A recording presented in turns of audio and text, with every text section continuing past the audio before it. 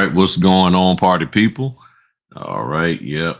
I'm busy working right here, right now, all of that.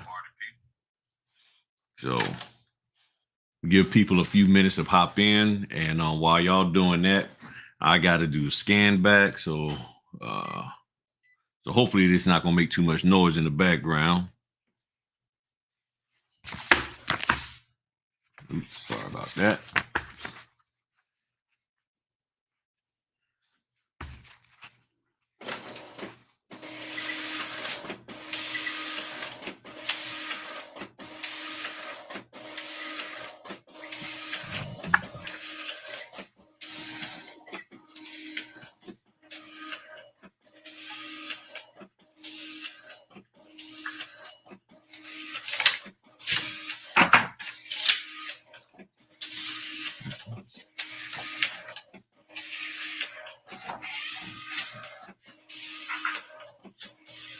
All right, what's going on? What's going on, people? So if y'all hear some noise in the background, that's the scanner going. Got to do a scan back real quick. I actually got two of them and everything. So y'all work with me here, just giving people a chance to get in and all of that. Hello, hello. I was gonna change my top, I didn't. So I mean, I'm literally just getting here at 1:45. Had some documents to drop off. All kinds of stuff. So got a scan back to do for the people. And so I said, let me go on and knock that out. And just so y'all can see, let me throw this up in here. So y'all see, got the scanner going and all of that.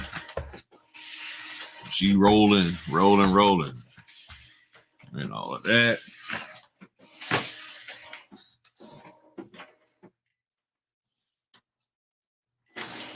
And I just keep it rolling, keep it going. So hope y'all been doing good. Hope y'all having a wonderful day. We're gonna get popping and all that stuff with some talk. Hope y'all had a chance to look at the Notary Tech Talk. My man Q the Notary from Captivated Notary. The man did an excellent job on the intro. I love it. So if you need any help, hit them up over there, Captivated_Notary_MS over there on Instagram. And I'm gonna tell you, he'll do you right. He'll do you right. So just want to give a quick shout out to all those rolling on up in here. And just doing my scans real quick, like.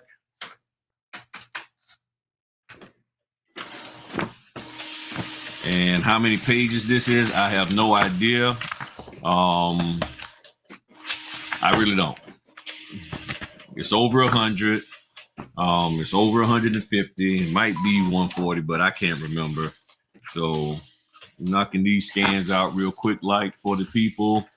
And that's pretty much it. And like I said, I got another one. Yeah. Get all of those off. Put these back over here. Yep. All right. Get this last set of the first packet. Hit my auto complete. This is what we do. This is what we do, people, as notaries. Okay, we get in, we get that thing done, we scan that bad boy back, all of that good stuff.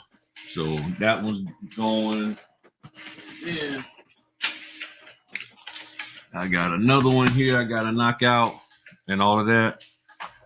And I gotta fill out the notary questionnaire thing. Yeah, it was a questionnaire they gave me. I gotta fill that out and all of that stuff. So let me do that real quick. So let me throw the link in if anybody want to hop on real quick and chat it up. And while I'm doing this, because I need to get this done real quick. Like, so if anybody got something good that's been going on with them, want to talk about, hey, something that you've accomplished or something that happened great for you this week, something that you learned, the link is it right there in the chat. It should be popping up in a second over there on YouTube. And I would love for you to hop on and let me know. I want to hear. The people want to hear from you and everything. And let me hop in over here. So let's see here. All right, so that scan is done. Boom. All right, you got one done. Set you there. So come on, I know somebody got something going on with you today, something good and positive did happen for you, and you want to tell everybody. Come on now, because I know this week had to be good. I ain't the only one who had a good week. This week actually was sort of a little up and down and everything. What's going on, man? Yeah, this week was a little up and down, but it worked out well. I don't even know how many I did this week. Let me look at my calendar real quick and see what happened here. What happened this week? So, and of course, yes, things have been slower this week. So I'm looking at I got 1, 2, 3, 4, 5, 6, 7, 8, 9, 10, 11, 12, 13, 14, 15. Okay. Actually, I have 15 this week. I got 2 more. I got a 7 o'clock this evening and then a 12 p.m. tomorrow. So I was able to pop 15 this week. I'm actually surprised. Okay, let me say this to everybody because people keep asking me. Yes, the scanner does legal. It does legal. It does legal pages. It does letter and legal. You have to set the scanner up to scan auto detect. It scan meaning it will pick up letter and legal. If you only have your scanner set to pick up on letter, it's going to cut the legal off. You have to set it up to select letter and legal. Okay, you have to do that. If you don't do that, then you're out of luck. It's that simple. Okay. Got this here, and then what did I call this? So let's see here. Okay, and then they wanted me to put this information over here, and okay, yeah, this company has all kinds of quirky little things that they want me to do. I had to write a bunch of stuff down and put it on my computer so I can remember I'm reading everything that they want. And what is that stuff called? My insurance information and all of that. Okay, so trying to figure, okay, so this goes here. And then, okay, I see. Okay. All right. All right. Okay, so that, and then put my signature saying that I filled this out. And yeah, it's that notary thing, and the lady was rushing. She had to go, and I was trying to get all this stuff done. So since this one didn't have to be, this wasn't something that needed to be noted. It was just one of those, you know what they call them? It's that informational thing they asked from us, like, hey, did you do this, that, or the other, and all of that, and then they want your what's they call it, your insurance info. So I have a dual tray printer, but having problems with like to. All right, so dual tray printer having problems. Tell me real quick, and I'm about to get started with y'all in a second. Hope this thing works. Yeah, let me know what it is that the problem is with the dual tray printer. Because I got videos out there. Okay, do that. That talks about the printing. So if one of the issues that you have, okay, that's excellent. This is something else I'm dealing with. if the issue is that you it's you're not printing lettering legal, the first question is going to be, is it in are you on a Mac? If you're on a Mac, there have been problems with that. So you got to get that straight. Hopefully it's not a Mac, to be honest with you. And then did you do the necessary did you have your settings correct on the let me print this over there. That's the question. Do you have your settings straight? If you don't have your settings straight, and I can show y'all that real quick, like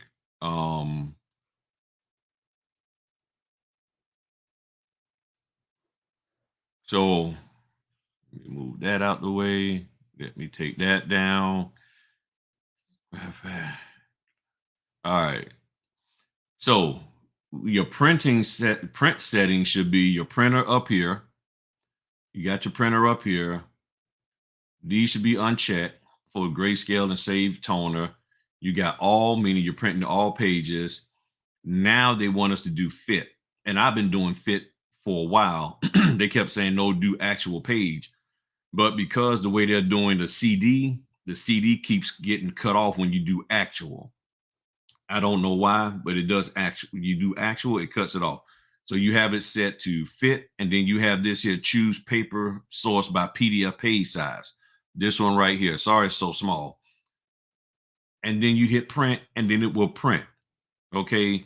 So the question is, what is the problem that is doing? So that's a Canon printer. If it's the question is it a laser jet, inkjet, dot matrix or whatever? That's the question. I'm already a notary, but I can't gain transportation due to poor credit. Rental cars are asking. Yeah, I mean, I'm doing a rental car. Mine didn't do a credit check on me, so that depends on where you're at and who you're dealing with. They didn't ask me for a rental car. What's going on, party people? There you go, my man Q and Caprinis and everything. So I know y'all saw the intro on my latest video. This man right here, he did it. He did a great job and everything. No, your phone keeps freezing. I know I have some problems with my what's that thing called? T-Mobile. T-Mobile been all jacked up. Yeah, T-Mobile been jacked up left and right. So let me bring my man Q in. What's going on, my man? How we feeling today? What's going on? Man, it's good. It's good, Chief. I got all cleaned up and everything, man. I see you, man. You ain't got the grizzly no more. I know, man. Yeah, I got with the wife and sweet talked her into giving me a haircut and everything, and I'm feeling good now. You got sharp, man. That's advertising for wifey right there. Yeah, man. So look, man, everybody loves the intro that you did for my Notary Tech Talk, and I really, really appreciate it. Thank you. And everything. So I hope everybody had a chance to look at the most recent Notary Tech Talk. If you didn't, when you get a chance, do so. And you will learn a little thing about web development. Me and him was up late. So look, me and him got to give a disclaimer. Yeah, if you see us dozing off doing the video, we was up to 1:30 in the morning, y'all. We was up for a minute. That was a tough one. That was definitely a tough one. Yeah, that was a tough one, man. That was a tough one. I was hurting and everything. So, hey, look, real quick, before I get started, while I finish up this thing, go ahead on and share with people what you're doing with Captivated Notary and all of that. Oh, awesome. Thank you, Griff. I appreciate that. So Q the Notary is the person, if you might have seen me on Instagram, Captivated Notary MS. So Captivated Notary Marketing Solutions is a offshoot of Q the Notary. It's something that I'm doing to try to help people learn how to market this business a little bit better. One of the things that I'm really focusing on is trying to help people build their brands, because ultimately when it comes to this notary world, the notarizations sell themselves, right? People either need us or they don't. So you can't really persuade anybody into purchasing a notary. They're going to purchase it or not. They're going to need your services or not. So what you're selling at that point isn't really the service. What you're selling is yourself, because there's a whole bunch of notaries that are in my area. There's a whole bunch of notaries that are in your area. So what you're really doing is starting to sell that experience that you're providing them, and providing value for them. And that's what you need to portray, or what I feel you need to portray when you are out here marketing your business. So that's what Captivated is all about. It's getting back to treating your business like a business, representing your business, and kind of separating yourself from the business, because ultimately at the end of the day, when you go to sleep, your logo is still out there. Your ads that you ran earlier in the day are still out there. So it's its own entity that lives and breathes on its own without you. So you have to kind of decide on what it is that you want for your brand within your area, and start marketing to those companies. And that's what I'm here to help people do. So I'm offering digital ads. We're also creating ad videos, pretty high quality, as you can see from Griffin's Notary Tech Talk intro. Also helping with maximizing. Oh, wait a second. That's signing available, Westchester. Hold on one second, y'all. It's Friday. These things come in all the time. I gotta respond to this. But I'm also helping people build their brands as far as logo creation, business cards, and I do have some marketing schemes that are working for me right now. If you check me out on Instagram, Captivated_notary_MS. I went through and I showed how Facebook charges $1,000 to possibly reach 2,000 people in a day. I reached 6,600 in 24 hours for free.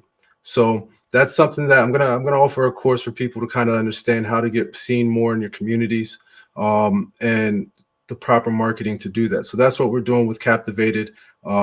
Please reach out. I'm offering free consultations. We'll have a nice conversation. Anybody that's worked with me already knows that I'm really invested in trying to help other notaries become successful. That's the job. A lot of people come into this and they get a certain training and they don't know how to market themselves. And I'm really seeing that notaries are just marketing to other notaries, because at the end of the day, the customers don't really know what any of this means. All they know is that they have a piece of paper that either the lawyer or somebody else told them you need to get a notary stamp on. So if that's all that they know about the business, then we need to market to them in a way that they will understand, to kind of bring them into us and kind of become that pillar within our community. So definitely hit me up. I'm open to have conversation. I'm kind of a nice guy at times, and I welcome anybody that's got any questions or seeking any help. To piggyback off of that, tonight at 7 o'clock, please check out Matherin's channel. We are going to be doing a Matherin's business insight. So tonight, that's going to be he and I. He's got a string of guests that he's had over the past couple of weeks on Fridays. Please show Matherin some love. His channel has a lot of great info, just a lot of great insight on what it takes to be a notary, the mindset and the mind frame, especially coming from another man and a father that's out here that's doing it. So definitely check him out. Not just for the guys, but the ladies as well. He features a lot of women on his channel that have a great perspective. So I highly encourage everybody to check them out. And that's what we got. So Q the Notary, Captivated Notary Marketing Solutions. I was just jumping in to say hello to everybody, and catch us tonight. All right, that is excellent. And let me share with y'all real quick. I forgot my share. Now here's one of the things that we got to do today. We got to do this today. This is our man Matherin. All right, y'all see this number here, 182. We need him at 500 by the end of the day, y'all. Yes, right? We need him at 500 subscribers. Okay, that young man is putting out some great content. I mean, he's helping people to understand some everything. I mean, he puts out some great content. So we want him, and I'll just be straight up with you. The reason why I want him to be at 500, because at 500 subscribers, he'll be able to do live streaming. Okay. There's a purpose. This ain't about monetizing. This is about getting him to be able to use this platform to do live streaming and all of that. Because when you're under 500, you can only live stream from your computer. But once you hit 500, then you have a community tab, and you'll be able to market that way also and everything. So we want to get him moved on up to hold on. We want to get him moved on up. So let me see here. Let me go back one spot, and I'm gonna drop his stuff in the chat so we can get him rolling and popping. So that's Mather and Notary. Hit him up and everything. Like I said, he's a good guy. He knows his stuff. He's on point. He's been working the business probably a year longer than me. So he's not some new guy that just popped up out of nowhere talking about, he's the king of notary and all of that and everything. So appreciate y'all doing that, showing him the love and all of that. So yeah, he's very, very, very good guy. Me and him talk all the time. Me, him, and Q and Apprentice, we talk all the time and stuff. So appreciate that. Now look, y'all, I'm just gonna be real with y'all. Yeah, it's Fritter Friday.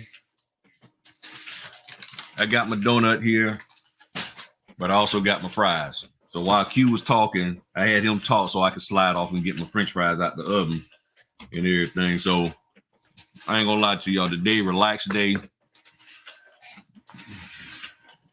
I'm gonna be we just gonna be chill. So I wanted to talk to y'all.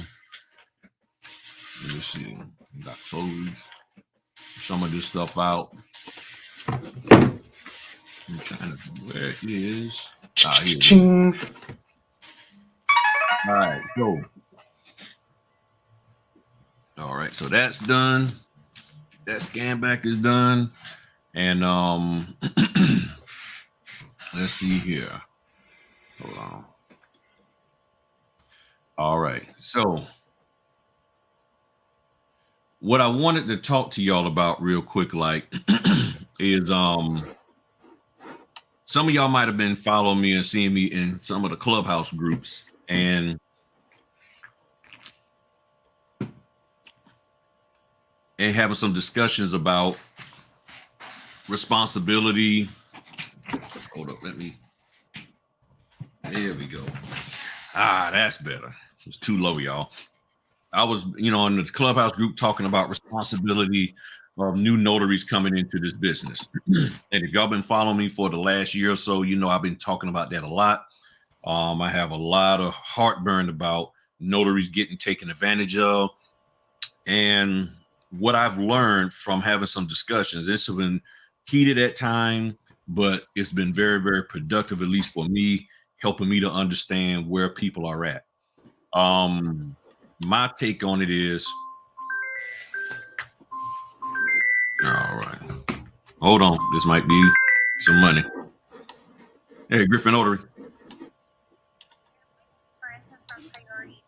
How are you? Doing great.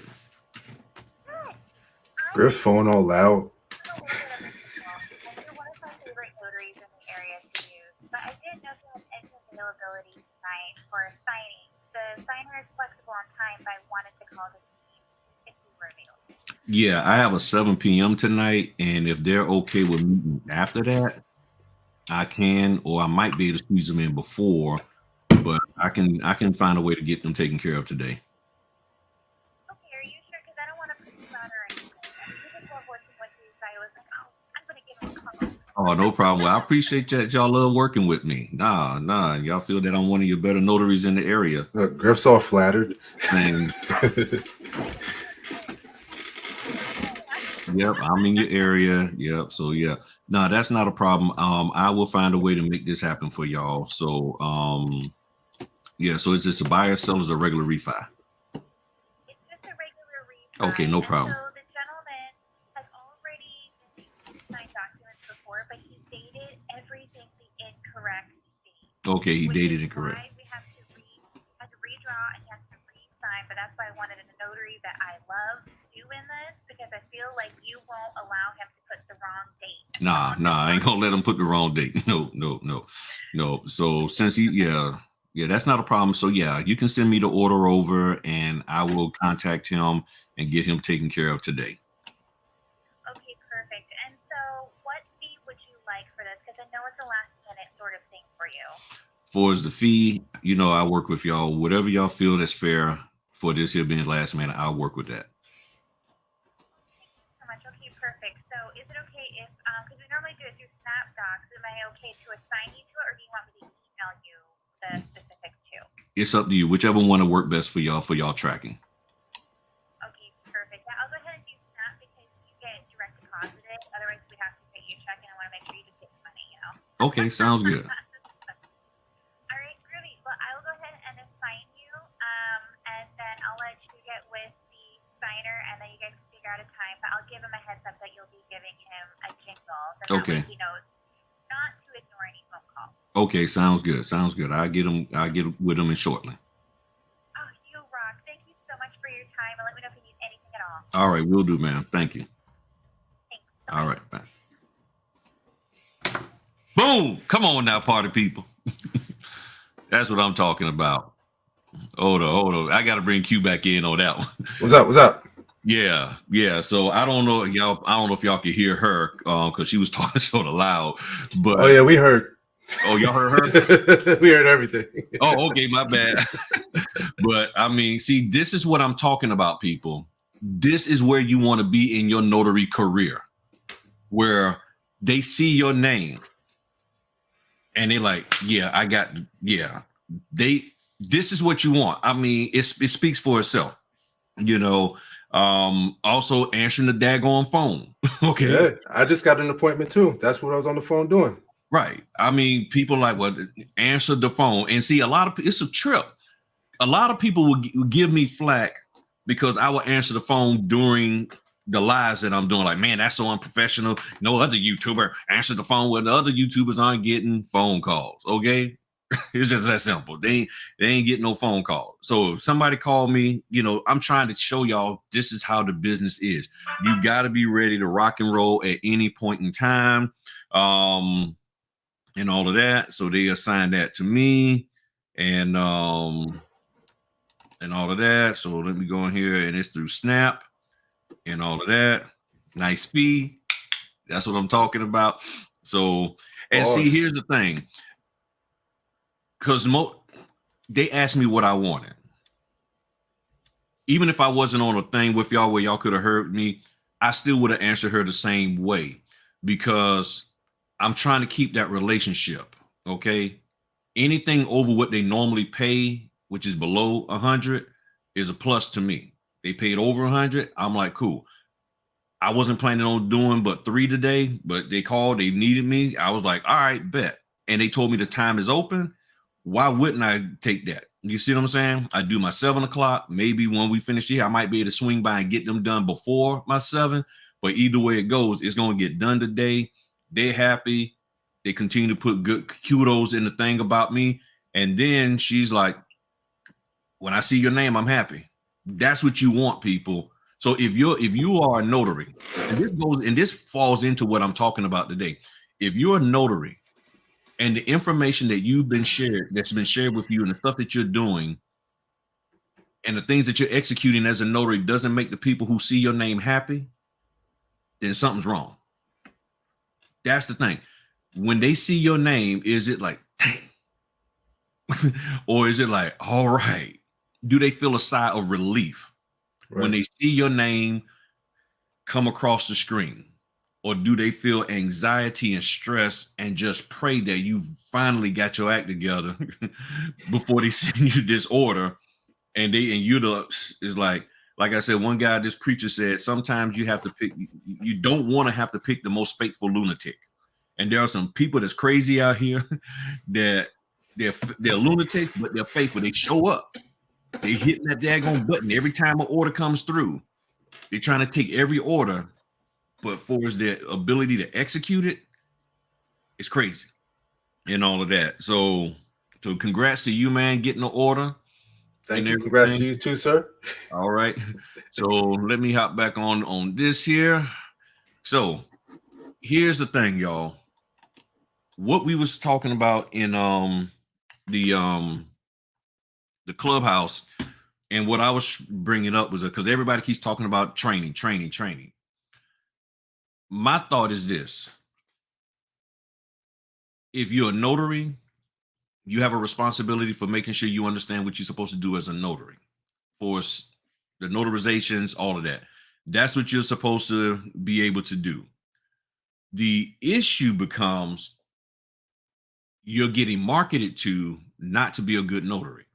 And notary trainers are wanting people to come to them and to learn whatever they're teaching them.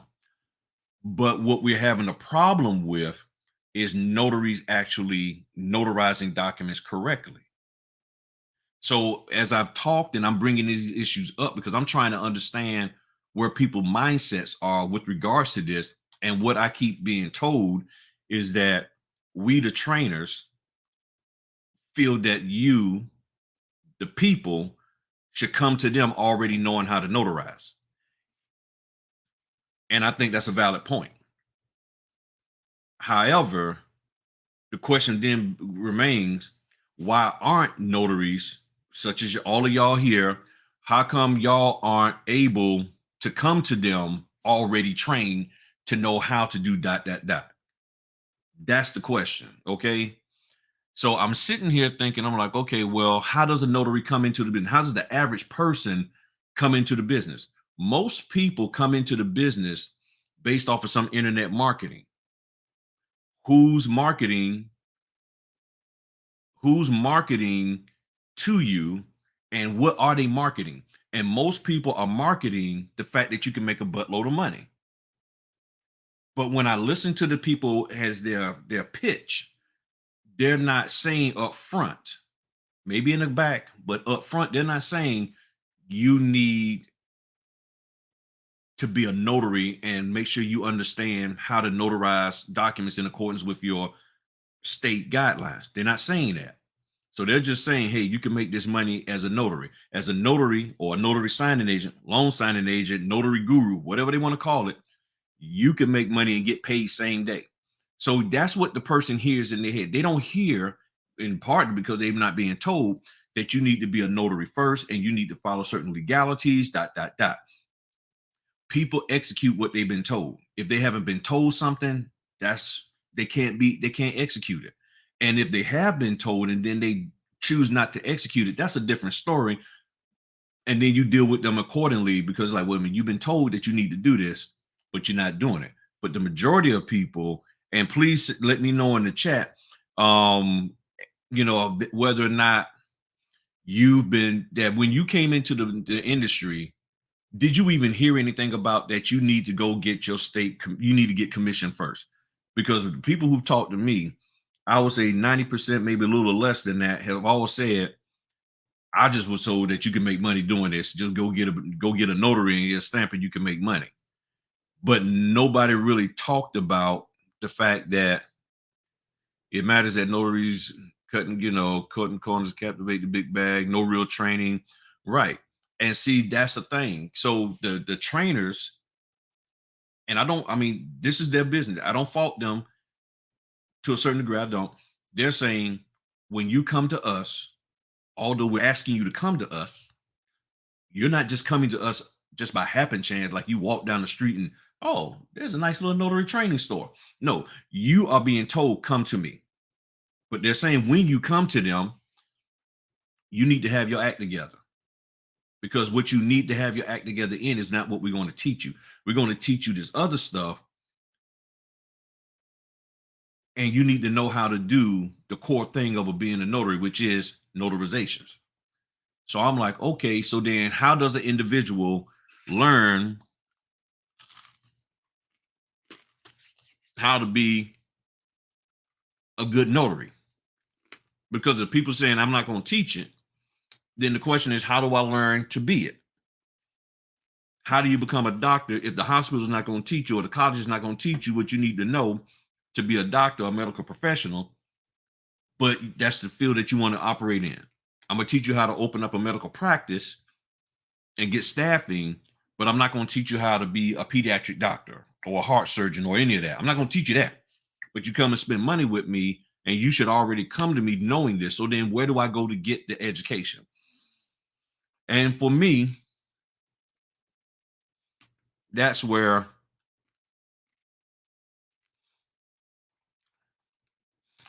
the NNA comes in, because they have information here for you to become a notary. Okay. So you can actually register. I still think that's Megan Good, y'all. I don't care what anybody say. That's Megan Good. So you can become a notary and go through the process to actually sign up and become a notary. Okay. Note what I'm saying. Not talking about signing agent, but becoming an actual notary. You can go through the NNA and do that. Well, what does the NNA have to help you understand what a notary is supposed to do? Well, they have training and education. Okay. So they got handbooks. They got a full supply package. They got performing remote and electronic notarizations training. They have notary signing agent training online. And then it even talks about learn your state restrictions. It has notary essentials to help you. It says learn the 5 steps that make notarization simple and worry-free. So this is the stuff that you need to know. So my thing is this: if you're going to be a notary or progress in this business, and this is for anybody who's new and thinking about doing this, then you need to make sure that you understand what it takes to be a notary. You need to go to your state and figure out what's their handbook. That's one of the things you need to do. You need to go and look up their handbooks, and download your state handbook and read that thing so that you can actually learn what your state says in accordance with let me see, I'm trying to pull something up for y'all. I'm trying to remember where I put it at. Oh man, because I was downloading notary the state handbooks. Oh man, and I can't remember which Google Drive account. I got so many of these Google Drive accounts, I can't remember which one that I put it in and everything. So I don't know. Let's see here. So I'll just pull up. Hold on one second. Let me pull something up real quick, like for y'all. So, and let me get back over here so I can see y'all comments. So my thing is this: as a notary, you should be learning how to notarize. And this is what, and I'm just being straight with you, and notary trainers out there, don't, this is what y'all told me.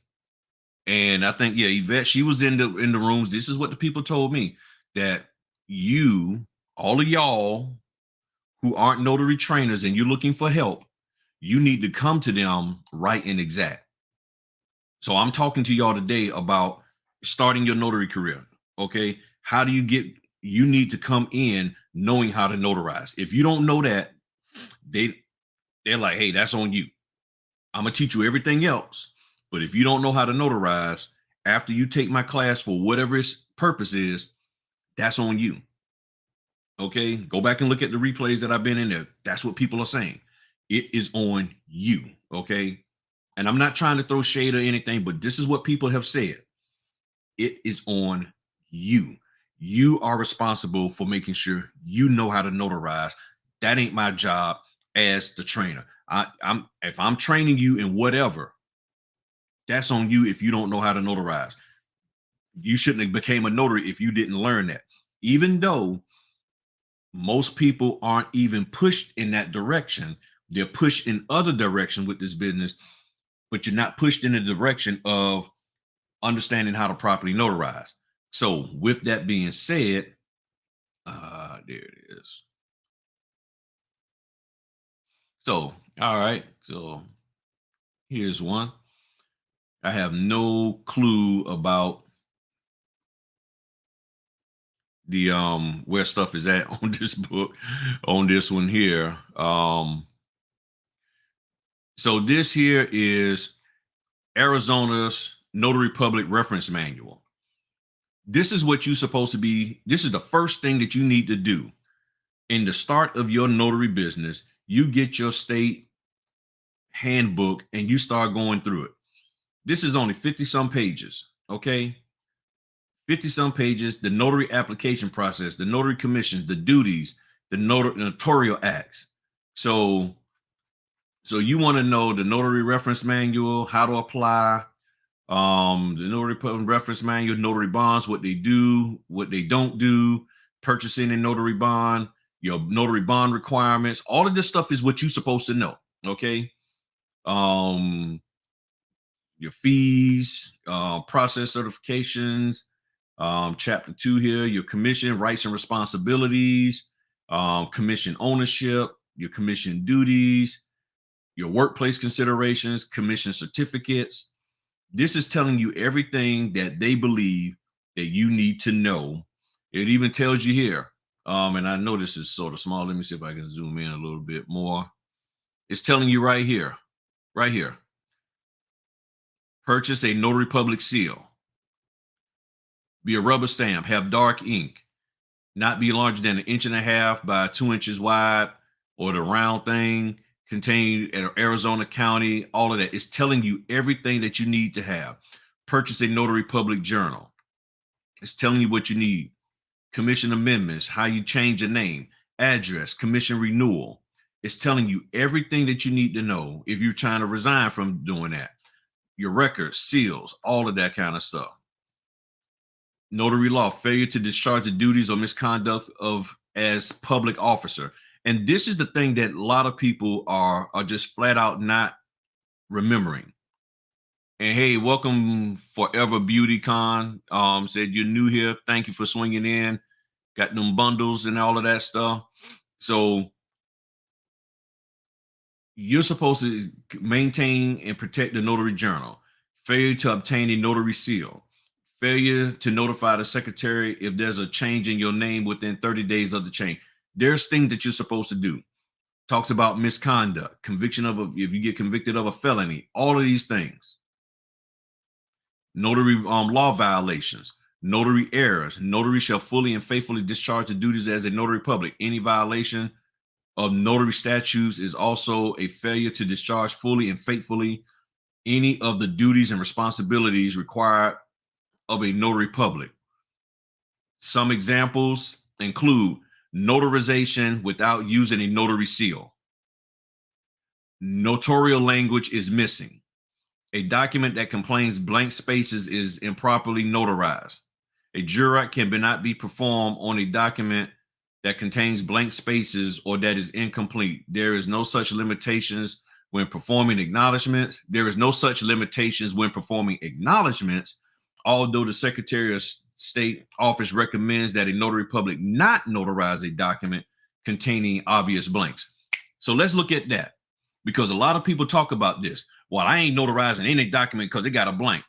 In Arizona, it's specifically saying here, a jurat cannot be performed on a document that contains blank spaces or that's incomplete. A jurat, that's the affidavit where you solemnly swear that solemnly swear or affirm that the answer to this affidavit, ...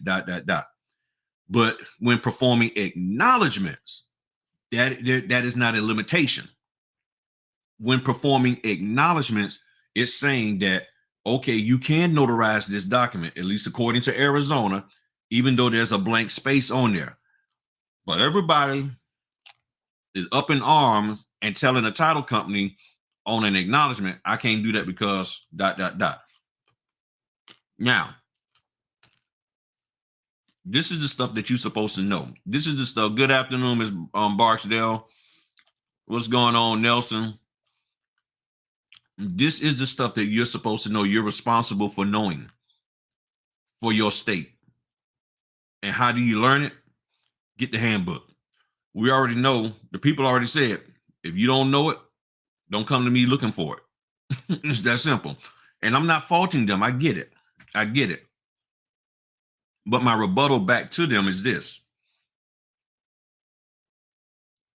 And see, even with this saying LSA, you're supposed to, See, the loan signing agent thing, and y'all got to look at my video, LSA versus NSA, that Superior Notary Services did a breakdown on the difference between LSA and NSA. The problem is that everybody wants to have this fancy title of LSA. They want to say, I'm a loan signing agent. And we had a conversation in Clubhouse where the lady was marketing herself as a loan signing agent, and the people wasn't giving her the time of day. I said, because they don't know what that is. The people who you're going to don't know. That's internal to us. A lot of the people out there who got banked, these attorneys and stuff, they don't know the term LSA.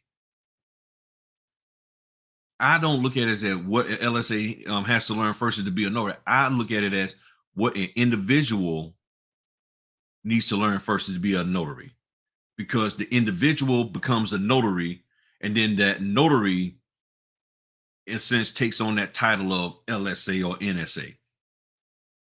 But people looking for a notary. They're looking for a notary because there's more than just loan documents that you notarize. It's that simple. Okay. It's that simple, because you can notarize a deed without it being as a part of a loan. If there was a change in a deed because the woman got married and she changed her last name, and now you're adding somebody to the deed, doing a quick claim deed, that has nothing to do with loans. And if I'm incorrect, please tell me.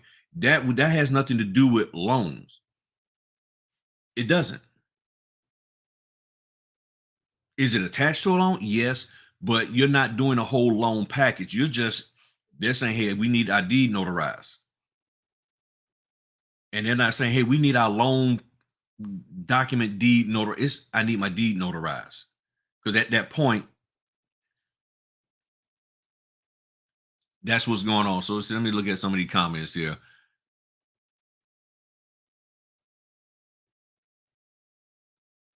Right. That's the thing. Stop worrying about having these special titles. Okay. The more appropriate term is really notary. That is the more appropriate term, because that's what you are. You are a notary. Hold on.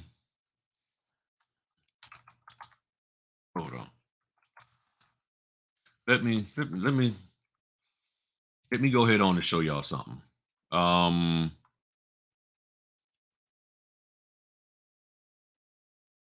Oh, okay, cool. They changed their website. Let me do it this way. Hold on one second, y'all. Let me do this here.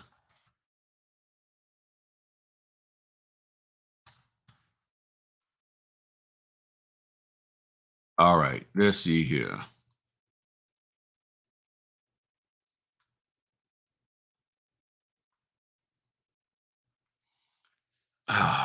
I need to find. I might have to pull up.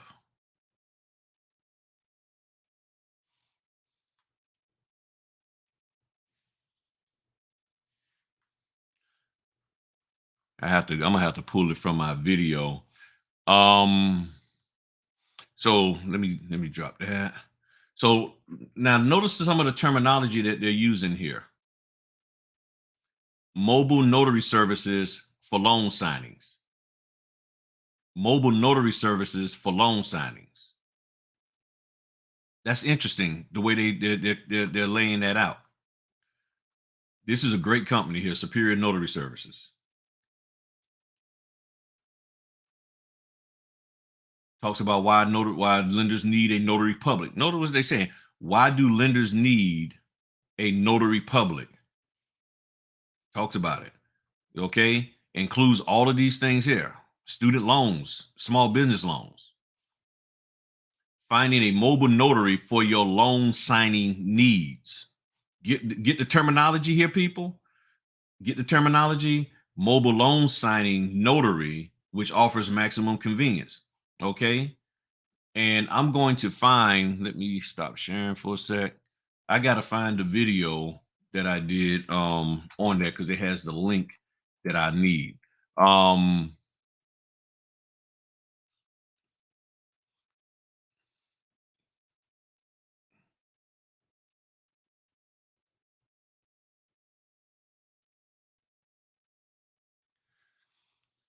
I got it. No, I got it. I got it. I got you, Floyd. I got you. I got you. No, honestly, I do. I do. I do.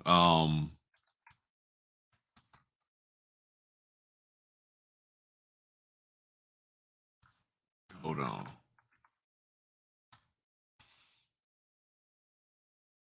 All right, let me.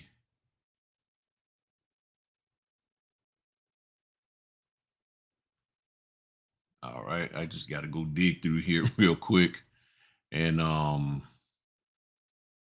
pull up. All right, here we go. I got it now. All right. So let me just go over this with y'all real quick. Like, loan signing agent versus notary public. Is there a difference? And I'm gonna drop the link down here.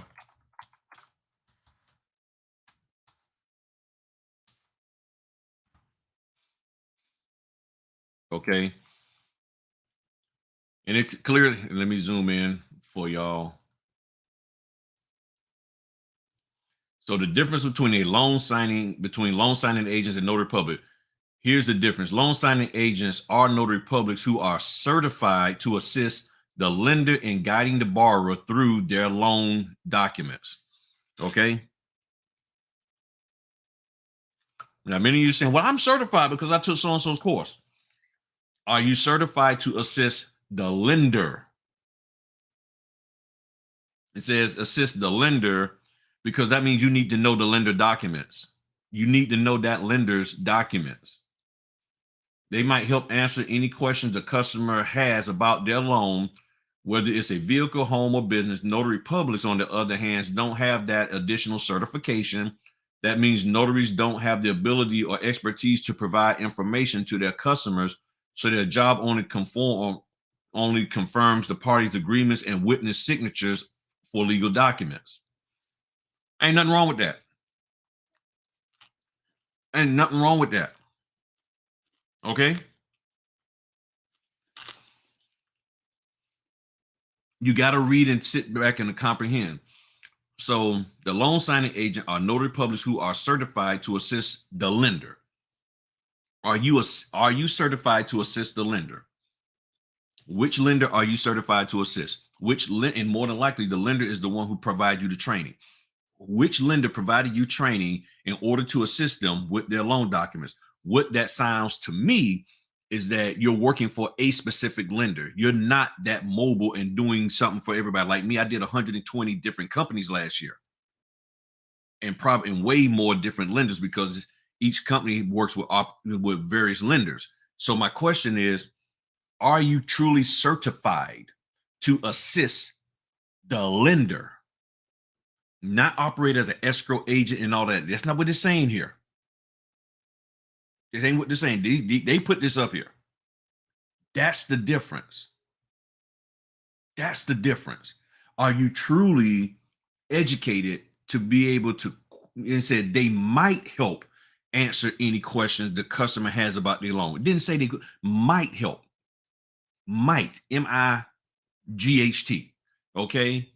A notary public officer constituted by law who is certified to witness and confirm the signing of legal documents. When you work with a notary public, they will serve three important purposes: confirm the identities of participating parties, witness signatures between them, and sign off on the validity of the agreement.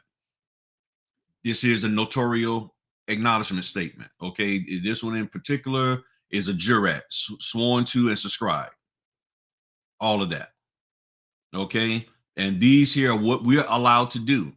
We are allowed to do closing documents, property deeds, loan documents, wills, trusts, custodial agreements, power of attorneys, court documents, vendor contracts, leases, construction agreements, employment contracts. This is just to name a few.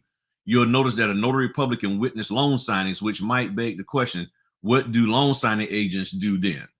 While signing agents can notarize loan documents, they're able to walk the borrower through the process and agreement. That's the thing that you need to understand, party people. Are you able to walk them through the process and the agreement? If you don't, so if you're tongue-tied and you're sitting up here struggling just to understand what this is and that is, are you truly able, your training, to walk them through the process and agreement? which means, do you understand the agreement between Fred and Ethel and whatever the lender is? That's the question. Do you understand that?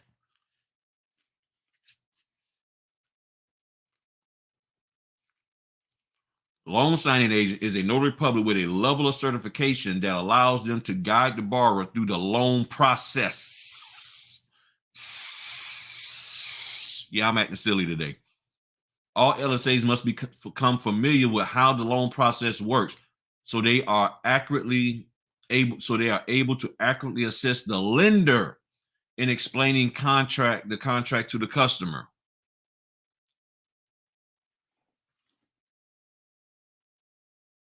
I'm just letting this sink in with y'all. Now, I've already done a video on this.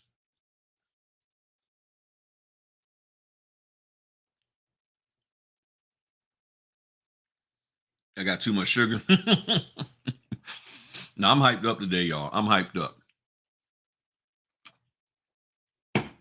I've been rocking on 3 hours sleep, 4 hours sleep a night for the last 2 weeks. Out here busting my butt. I'm hyped and everything. I'm gonna get some rest this weekend. It says the loan signing agent is a notary public with a level of certification. I'm gonna share with y'all again, as my wife always says, certification or certificate of completion. Certifications are things that you get re-educated in on a continuous basis. Thus, the NNA certification. The training you took, are you doing that every single year to be recertified with this ... It says, per the NNA description is inaccurate on...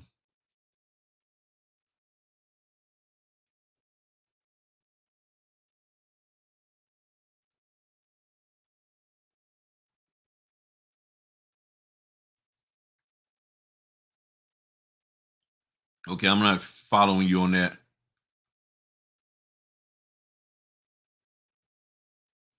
Let me go back and see what you're talking about.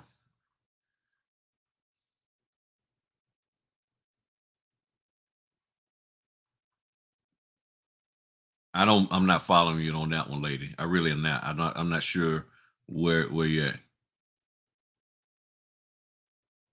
Okay, I get what you're saying now. Okay. Well, see, then that's what... Well, even if we go with the 2 out of the 3, that's where we're at. The point I'm making is, and I get what you're saying now that you clarified that. Thank you. Here's the thing. Let's go with what everybody else is saying. Everybody else is saying that this is them. This is who I am. Now, if I'm incorrect, okay, look, I'm brave enough and I'm open enough. I'm willing to put my neck out here to get it chopped and slapped and me get kicked around, because I'm trying to find the truth of the matter. Because let's just be real. There's a lot of people saying a lot of things, but they're not providing context to what they're saying. They're not doing the research. And if they are, they're not educating people based off of that research that they've done. So if Superior Notary Services, if you happen to be looking at this video or y'all know them or whatever, okay, let's get on and clarify this. This is what it's all about. This is what Bill Soroka talks about all the time, and Laura Brewer. Making sure you understand stuff. That's what we're supposed to be doing. Okay. So it's saying here that the notary, the loan signing agent, is a notary public with a level of certification that allows them to guide the borrower through the loan process. Now the question is, when we get hired via direct or through a signing service, is that what they're hiring us to do? That is my question. Are we being hired to do that? And if that is the case, then what training and certification do we have to empower us to do it correctly? All LSAs must become familiar on how the loan process works, so they are able to accurately assist the lender and explaining the contract to the customers. This is what they put up there. This is what they put up there. Talks about how to become a signing agent and all of that. Y'all can read this yourself. Then in conclusion, the Notary Public and signing agents are a crucial backbone. Thousands of companies and individuals to 2,000 companies and individuals across the country. So whether you're taking out a loan for your house or need to notarize an important medical document, you need access to a notary or a LSA. Good news is that you can find one right here on Superior Notary Service. And best of all, our certified agents will come to you anytime, anywhere. They're also able to prepare your documents and ship them out for you, whatever that totally means.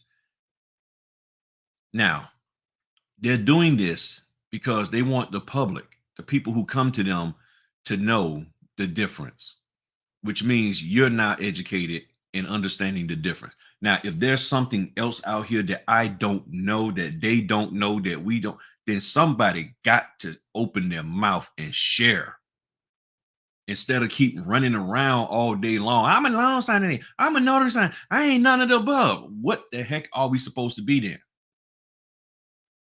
So we can do this thing right. This is part of the reason. Okay. That's the thing. What are we there to do? What are we supposed to be doing?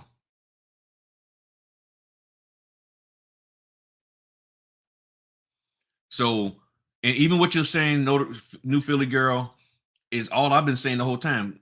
Check with your state law. There's nothing wrong with being resistant, but then check, find out. Take this information to your people and say, hey, we cool with this? Y'all cool with this? But nobody won't do that. We all want to say, this ain't what it is. This is what it is. This might be what it is. I don't know what it is. How about we find out what it is? You get what I'm saying? Let me eat my French fry. I done got cold. Now,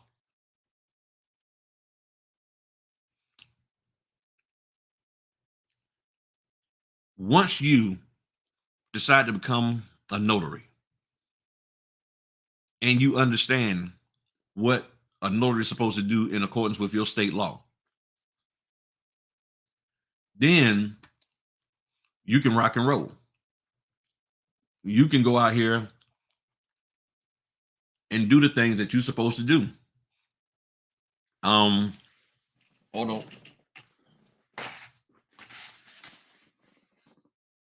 And let me go back to something real quick.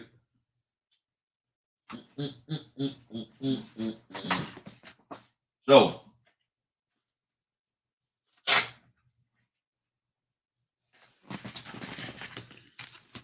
guess I need to go to this camera. So as we see here, for me, Virginia Primer. Then I got the U.S. Notary Primer. Then I got the ID Guide. Here's my point.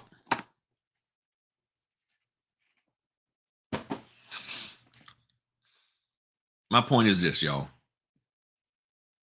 The NNA has resources that nobody else has. The NNA has resources that no one else has. And for as the E&O, they tell you they're protecting you against your notarial acts. And I've done videos on this, people. Everybody keeps worrying about, well, I need loan signing protection. If you look at that video that I did on insurance about the loans, the difference between the insurances, the loan signing stuff that they're talking about is all of these things that can be mitigated by you just doing your job correctly. Right to cancel. If you got to change the dates, pull up the daggone right to cancel. I mean, the rescission calendar, and then you can put the correct dates in. Ship the documents out on time. Don't be there all day trying to get the daggone signing done. Don't give advice that you ain't supposed to be giving. It's some basic things that is in there that says this is when you look at what the loan signing insurance, the loan signing agent insurance protects you from. Ask yourself this: what can I do so that I don't get sued? is any of this stuff they're asking me, saying they're going to protect me on if I do it, is it avoidable? And the thing is, it's avoidable. It is avoidable, but you're all hyped up because I'm a loan signing agent, and that E&O, it don't cover my loan signing agent activities. So that's why I don't like Byberg, Hiscott, no Pac, Tupac, and no Pac. I don't like anybody. But you don't ask the simple question of, you say, is what I'm doing a notarial act? Is what I'm doing a notarial act? It's either yes or no. If it is, cool. I'll do it all day, every day. If it's not, and I do it, I need to know that I'm not going to be protected, because the insurance company said that. I mean, it's just that simple. You get insurance on your car and they say, hey, you cannot use your car for business as a commercial vehicle for business. Because if you do and you get in a wreck, we're not paying you. You cannot use your home as, you can't run a business out of your home. We have a provision in our policy. You can't do that. Or if you do run a business, it can't be anything that's going to cause the house to get burned down. So in other words, you can't be running a restaurant out of your house. And that's in there with the insurance policy. So if you follow their guidelines, what issue do you have? You have none. The problem is notaries are not staying within the guidelines. You're constantly trying to get outside of the guidelines. And by you getting outside of the guidelines, guess what happens? You get in trouble. So now you want insurance to protect you for getting outside of the guidelines. How about stay inside the guidelines? Nobody thinks about that. But everybody's like, no, I need something in case I cross that line. And again, a lot of people are being educated to get real close to the line of unauthorized practice of law, saying get right close and look a little over, but don't go. Just come back now. And I'm like, why we gotta play with that? Why we gotta play? Okay, these are people lives and their money that we're messing with, y'all. Let's do this stuff right. That's what it's all about. That's what it's all about, being a notary. Okay, we can have all of the little meetups and this, that, and the other ups and all that, but when we leave the meetup meeting, we got to do this stuff correctly. And if we're not doing it correctly, then what are we doing? Okay, that's all I'm saying.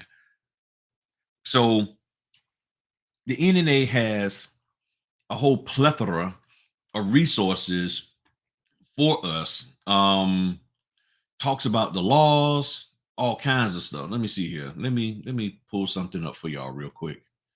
And again, hold on. Let me drop the link in here in case anybody has something that they can educate me on. Here's a link. I am fully willing to be educated on something that I'm not educated on. Okay. And if you want to hop up here and just tell me I'm just a wrong French fry eating, just got a fresh cut dude, okay, then I guess that's what I am.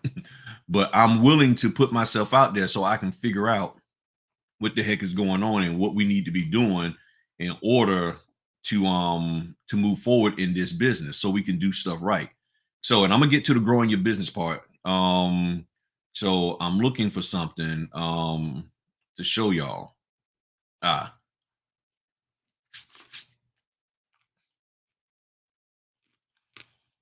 Right here, I logged into my account. The NNA has certificates, hotline, the notary answer book, notary law updates. How many trainers out there publish notary law updates? Too many of them. But there's so many people that are saying don't go to the NNA. Policy tracker. My goodness, it got all kinds of stuff.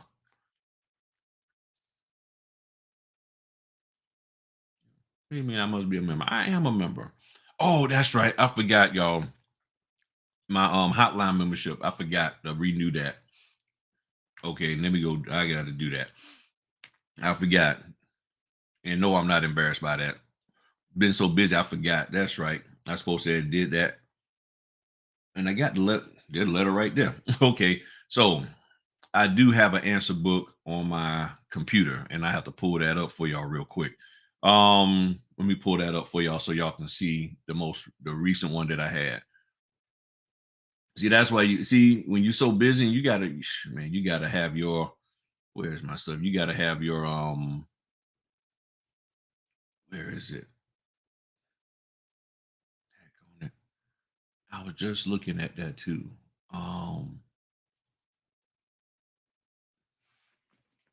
Okay, that's here it is.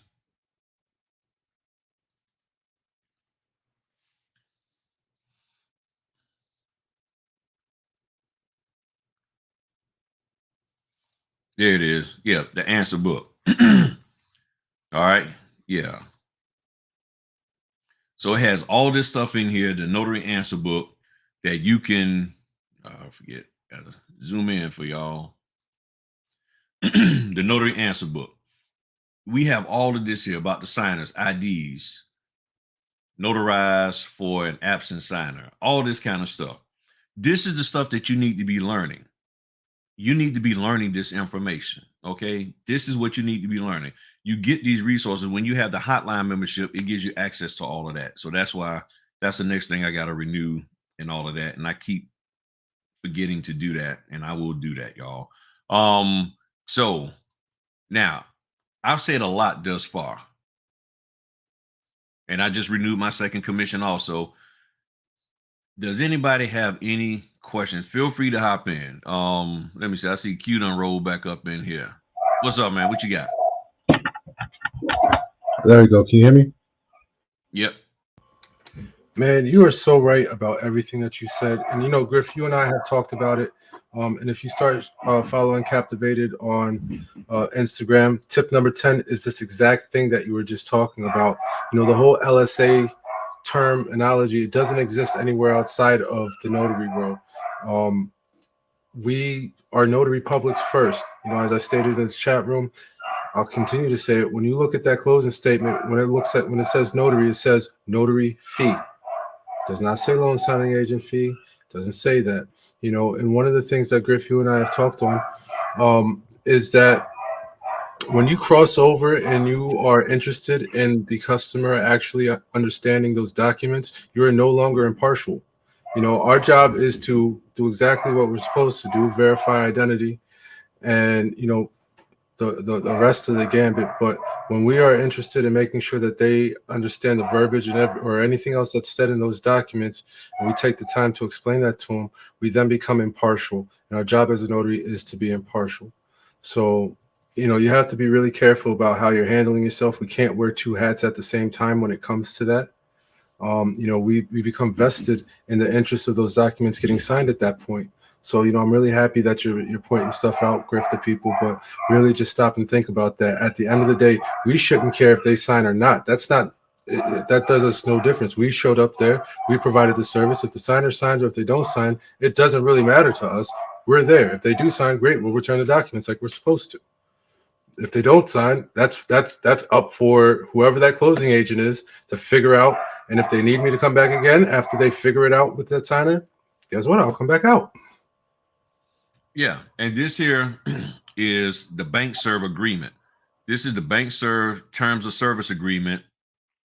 And it says right here, notary shall act as an impartial third party and shall not profit or gain from any document or transaction requiring his or her services other than the fee earned for such services as allowed by state statute and agreed upon by the company. So I think there's different ways somebody could interpret that. So when I see that, the notary shall act as an impartial third party and shall not profit or gain. If you're being paid extra to operate outside of a notary public and being impartial, then you're profiting from that, in my opinion. That could mean that, right? Okay, you said number 16, safeguard his or her seal and journal and all of that. But one of the other things is that, and right, it tells you right here what it is: bank serve professional responsibility agreement and its affiliated companies. Okay, so one of the things right here, this here is the most important. And this is where a lot of people, they don't even know this here. And they keep forgetting about this. It says notary, as a government officer and public servant, shall serve the public in an honest, fair, and unbiased manner. Notary Say that again. The notary. It's a notary. And put your name there, in other words. Q, the notary, as a government officer and public servant, shall serve the public in an honest, fair, and unbiased manner. Notary will give precedence to state law over the expectations of any individual or entity. That is very, very key. You are to put your state laws first, which means you have to know your state laws. So, going by what the notary trainers have told me, they expect you to come to them understanding this. Now, the question is, do you understand it? Do you understand what you're supposed to do? It's either yes or no. So for all of y'all who got friends that's interested in all that, y'all need to let them know about this video. Y'all need to like. I hope y'all, I don't even know if people been liking the button, hitting the like button. If you ain't hit the like button on this, please hit the like button. Okay. Y'all know I don't really be trying to, cape like that, but I need this video to go out to everybody. So y'all need to share it, all of that. Hopefully you don't get kicked out of some of those little crazy Facebook groups for sharing my video. All of that. For any of you people who like to steal people's content, steal this and put that in your thing and charge people for access to this. Okay. That's what it says. And then let's look at the one below it. If I can keep my mouse, it says what? Notary will not give advice to any signator.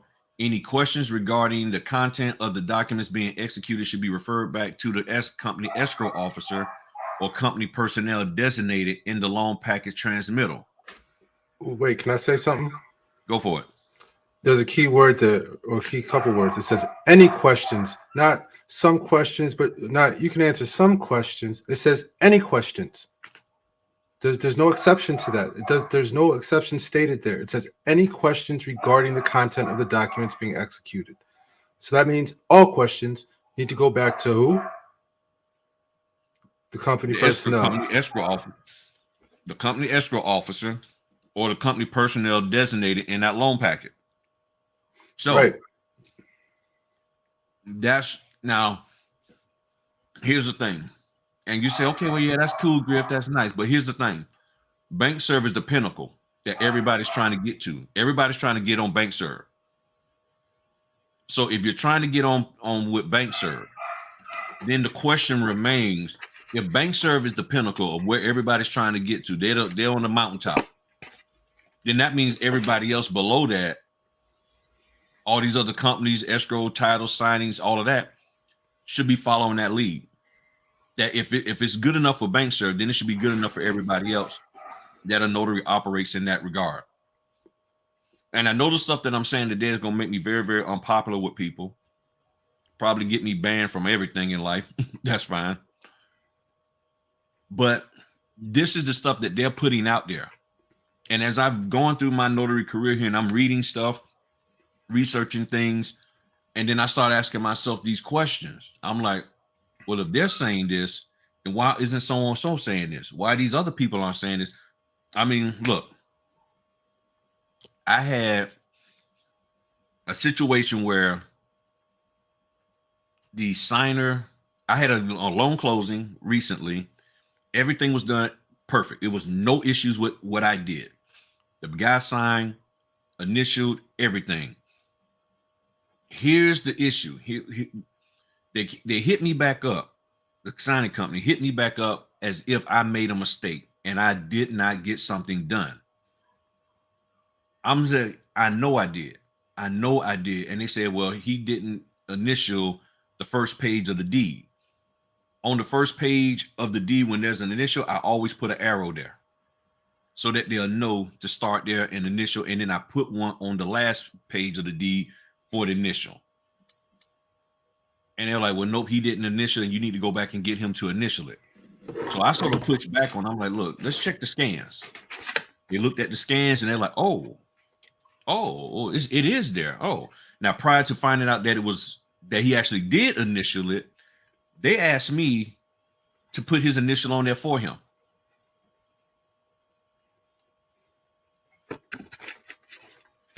As a government officer, the notary public shall serve the public in a fair, honest, and unbiased manner. He is the public, the signer. I am not putting his initial for him without his permission, and I shouldn't be being asked to do that in the first place. But this is what's going on, people. And I'm not trying to call people out. I'm just sharing my experience, okay? And I'm sitting here like, okay, the notary will give precedence to state law. There's nothing in my state law that says I should be doing that whatsoever. So I'm like, let me do I said, nope, I can't do that. And they were like, okay, we'll get back with you. They come back and come to find out that the lender made a mistake on the first page of the deed of trust. And with that mistake on the deed of trust, that document had to be reinitialed. But that ain't the way they communicated it with me. Oh, I see you got your wheel, man. Yeah, just got it. You see what I'm saying? I am not understanding what the initial conflicts. No, they wanted me to put his initial on there, Yvette. They wanted me to put his initial it for him on his behalf. Well, I'm not supposed to be initialing. That's his document. I'm not there to initial. I'm there to notarize. So it would jeopardize some stuff because he didn't. Right. That's what I'm saying. Now you get, he was the one that's supposed to initial, and he did. But they made a mistake, which is fine. I get that. But the way it was communicated to me was, you didn't do something right, Mr. Notary, and you need to go get it fixed.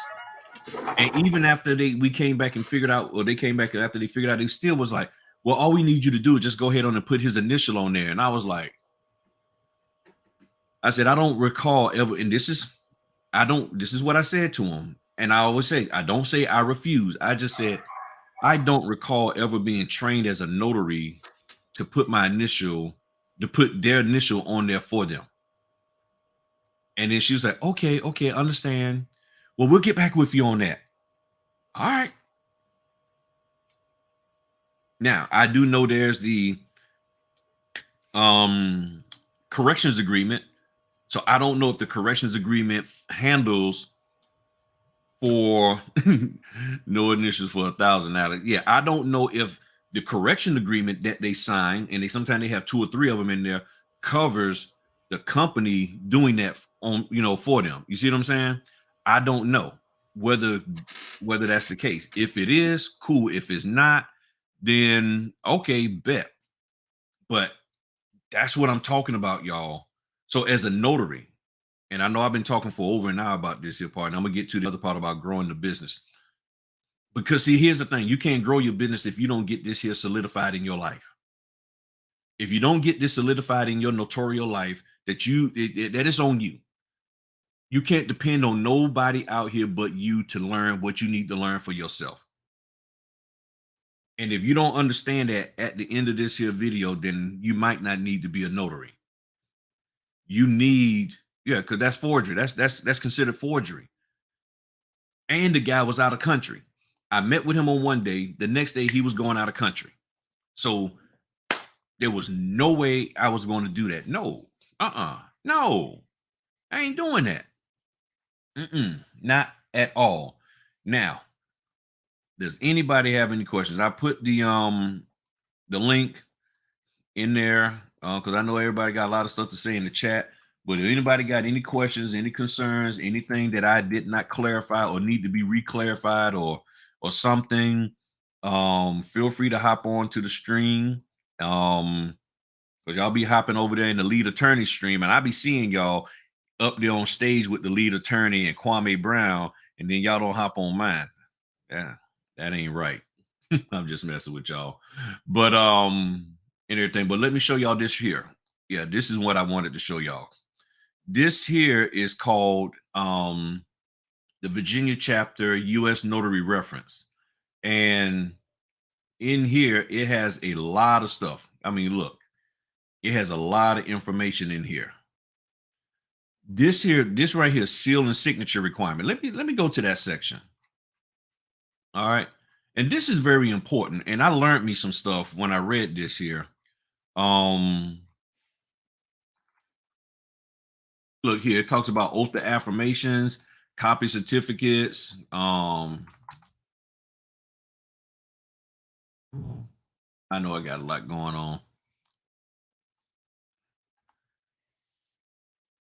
And let me bring my man in here. Let's get Tommy on up in here. What's going on, Chief? All right, how you doing, Griff? Doing good, man. Hey, I'm usually camera shy, but I decided to come on today and speak to everyone. If anyone is interested in, becoming an ink fingerprint technician, I do have a YouTube channel. That would be fingerprinting gurus there on YouTube, and I will also be rolling out a self-paced online course shortly to help you into becoming a fingerprint technician, where you can do it mobily, and of course you won't have to pay anyone when you're out there in the field. No third parties. You get your money straight, basically. So to do fingerprinting, go anywhere from $75 to $250. So it's really good money. It's definitely needed out there for those services. Gotcha. I'm putting your stuff in the chat right now. Didn't want to boss hog your platform. Oh no, man. You know me. Look, man. Look. There's my man right there. Yep. Right there. So it's growing. Still got a ways to go. Still got some things to do, but just trying to get the message out there slowly but surely. So here's the info, y'all. Just dropped it in the chat. Check my man out. Yeah, he's solid. He's solid. So you want to learn what you need to learn with regards to fingerprinting and everything. So now, do you also do notary, or you just do strictly fingerprinting? Oh, I do notary, loan signings. Let's see. About to pick up on notary, some notary permit runner stuff. Gotcha. I've learned the course previously, but I wasn't comfortable. But I found another individual here on YouTube. Okay. She was able to give me some more in-depth knowledge. I got a consultation set up with her where she's gonna help me out a little bit more with that, because I already have content and all that stuff on my website regarding notary permit running, but I just wasn't comfortable getting out there with executing that part of it. Gotcha. Okay. Makes sense. It makes sense. And now, y'all, look, he only got 640 subscribers. We got to get him up to 1,000. So Matherin needs to be at 500 by the end of the day, maybe weekend. And my man Tommy needs to be at 1,000 before Monday. So we need to get him up there. Okay, y'all, and all of that. So this is what it's about, y'all. I mean, there's opportunities. And look, I put it this way, and I'm gonna say this statement, and you tell me whether or not you agree that I'm saying what I'm saying is correct. Okay. In my opinion, if you're going to be a fingerprinting person, there's certain rules and regulations that you need to follow in order to do the fingerprinting correctly for whatever agency that you're doing it for. There's just some basics of how to roll the fingers, all of that, whether you're doing the live scan or the ink and all of that. That's My right. thing is this. My advice to you is this, people. If you're unwilling to follow basic notarial law and understand your notarial law, don't even mess with the fingerprinting. Right. Because basically the people that I'm after is individuals that are good notaries that worked in corrections. So I'm former law enforcement. Gotcha. So I bring that experience over to what I'm doing, and I want those individuals who can follow through, who can execute, and don't half do things, basically. There you go. And that's the key. So this here is just a good segue into growing your business. In order to really grow your business and to do things, say take on fingerprinting or apostille or anything, it's still the foundation is being a good notary and following through your notarial laws, understanding them, respecting them, and not allowing somebody to have you disrespected or allowing somebody to disrespect your notary law. You're a commissioned officer. That means something. Right. So you need to operate within the confines of that. I mean, just like we see all the 1A auditors on there when they're talking to the police, you swore to uphold the Constitution. You were Right. the military. When you went in the military, when you swear an oath, that means something. And that's the part that burns me up, is that you got folk out here who swore an oath, say they're going to operate in integrity, but the way they're conducting their training and their advice and all of that is not with integrity. Right. I mean, I don't know, like I've never been a part of a sorority, but I know this much. For as a sorority, for as the Kappas, the Betas, the Deltas, even the Masons, all of them. If you're like a 33 degree, that's the top 33 Mason. But Right. if you are a 10th degree Mason, or even with the Nation of Islam out there on the corner, they expect you to conduct yourself in a particular manner to what? Not bring shame to that organization. That's correct. My question is this: for the people who are out here calling themselves notary trainers and educators and mentors, are you bringing shame to the notary industry? And I know this is going to make a lot of people upset with me, and I'm not accusing you. I'm just asking a question, because my thing is this. Okay, let me ask you this. What's one of the basic things that a person should, let's say if there's some kind of advanced training in fingerprinting, what's the basic thing that a person should know as a fingerprinting specialist? I guess people skills, being able to roll the ink fingerprints, Okay. customer service, Gotcha. punctuality. It's a lot of different okay. things. Yeah. All right. So if you, to me, now this is my thought, and this is what I forgot to say earlier. What I was telling the notary trainers was this: if you're trying to train somebody in how to grow their business, and the business that you're talking about growing is the notary, and meaning you're going to be doing additional notarizations, doesn't it make sense to make sure, at least check that person knows how to notarize? That is correct. So with regards to what you're doing, so if you have an advanced fingerprinting class, which is to help somebody learn how to grow their business and move their business, which means they're going to be doing more fingerprinting, but you never even okay, let me just do a sanity check. Hey, how many of y'all in here actually knows how to do an ink fingerprint? Let me see how y'all do it. Right. At least check. Not that you got to teach it. I'm sure it won't be good, because it takes some technique and get some used to with rolling print. Correct. But for you or anybody to say, hey, a person who's coming into the fingerprinting business, their first introduction is talking about marketing the business and growing the business and getting more business, but yet they don't know anything about how to properly do the fingerprinting. And the trainer says, hey, that ain't, look, I'm not asking you to come to learn that from me. I'm asking you to come to learn how to grow the business. Right. But the business is the fingerprinting. Correct. So to me, if you are a fingerprinting expert and you know how to fingerprint, and you're trying to teach people how to grow and get contracts with maybe, local sheriff's offices or rec centers or whatever, but the person themselves, when they go out, they can't, everything is smudged. They don't, what's the thing they call like a V, some kind of V, and then the ridges and all that. And if they don't know how to do all of that stuff.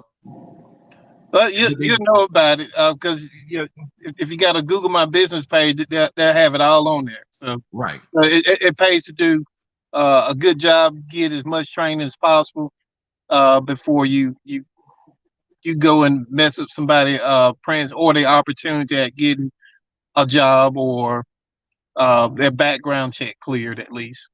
Correct. So that's my thing. I'm not saying that. I guess because, okay, I'll put it this way. Here's another example I give.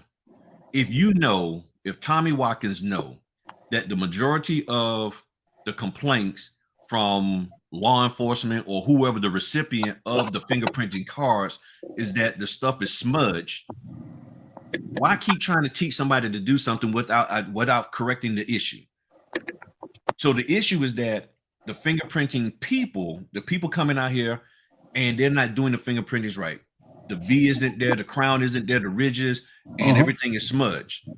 But I'm gonna teach you in the master class. I'm gonna teach you an advanced class. I'm gonna teach you classes on how to grow a YouTube channel on fingerprinting. Right. But but then we complain that the fingerprinting fees have gone down because people don't want to pay for mistakes. So if we see that there's a mistake in other areas of our life, when we see our kids doing something wrong, we sit down with them and try to correct that deficiency.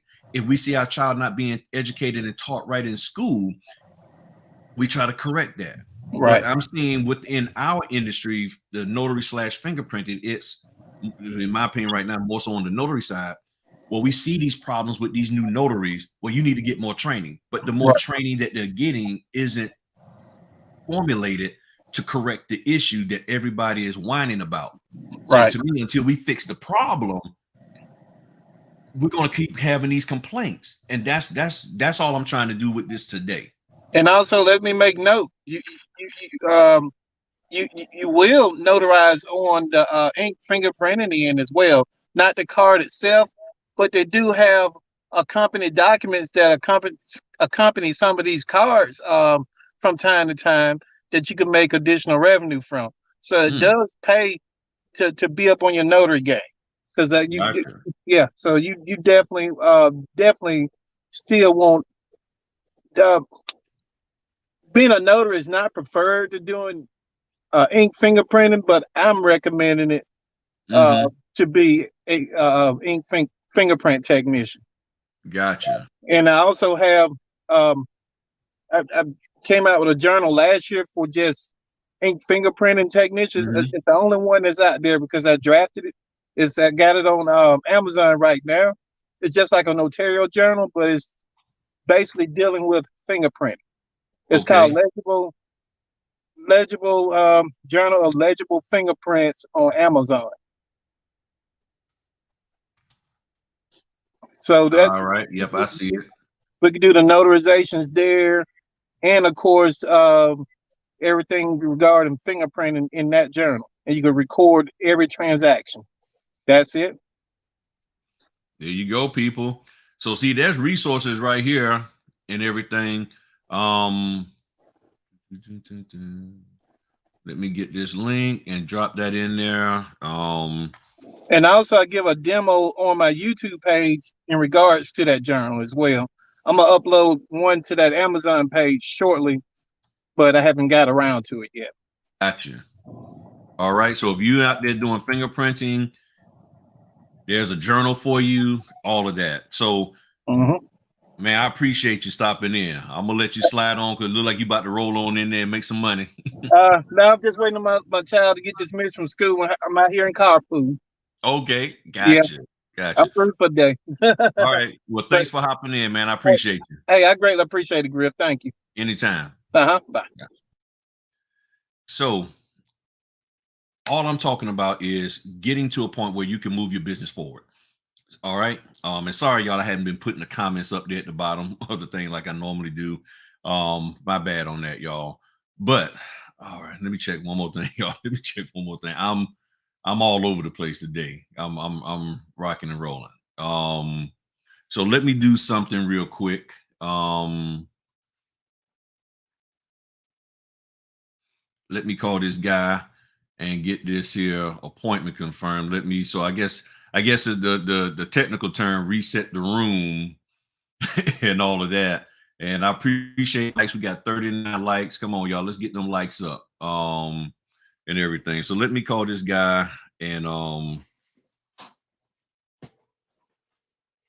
get this thing confirmed. See what time I can hit him up. Get my Bluetooth on.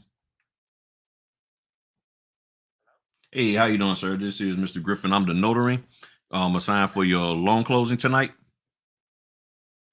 Yeah. How you doing today? Good. All right. So we need to figure out a time to meet with you. And let me pull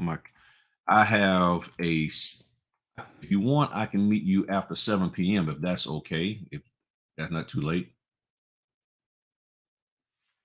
Okay. All right. So I got some other appointments I got to knock out. And then I should be able to get to you. And if things clear up, I might be able to get to you before 7, but I'll let you know ahead of time. All right, sounds good. Thank you. All right. All right. Boom. So that's all done. So let me go in here and let them know that that's confirmed. Over here in SnapDocs. I know y'all thought I forgot to call that guy.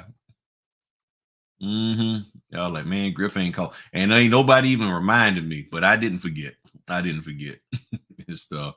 So, all right. So moving forward, talking about growing your business. The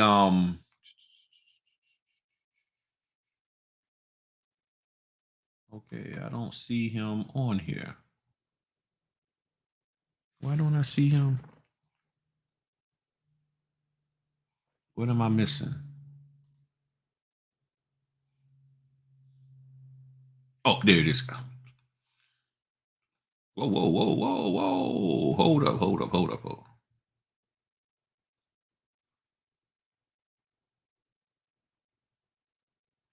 Oh, snap. Wait a minute, wait a minute, wait a minute. Oh. No, we got a problem here. This guy's down in Moyock, North Carolina. I got to meet him up in Virginia Beach. Oh, let me go. Oh. Because see, that's yeah, yeah. I gotta call him back real quick because we can't go. I can't notarize this document physically being in North Carolina. Me being because I'm not a North Carolina notary, so I got to make sure he's up here. Now that might be the property address. Hey, how you doing? This is the notary again, Griff. Yeah, I was just looking at the order. It's saying that you're down in Moyock, North Carolina. Okay, that's a problem because I'm a Virginia notary and I can't physically be in North Carolina and notarize. I would have to meet you in Virginia. So if you was across state line in Virginia, we could knock that out. But I can't actually go into North Carolina because I'm not commissioned in North Carolina. Because when we notarize, we have to state our physical location at the time, and I can't do that. I just happened to look at the order. I just had your number up, and I just looked at the location because I was going to throw it in a map, and so I'm gonna have to give them a call and let them know. And maybe they didn't realize that.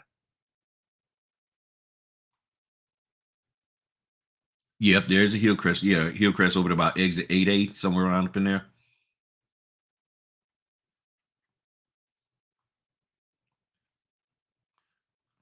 Okay. All right. So I'll give you a call, give you plenty of heads up, and then we'll meet there. All right. Sounds good. Thank you. All right. Whew. All right. Disaster averted. Because yeah, that is one of the things that you, depending on where you live at, when you live in close to state lines, you got to be careful of that because So now I got to let them know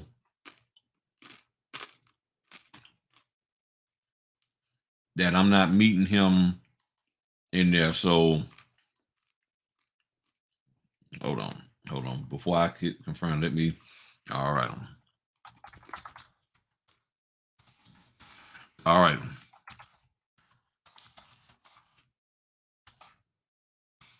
What's his last name? All right.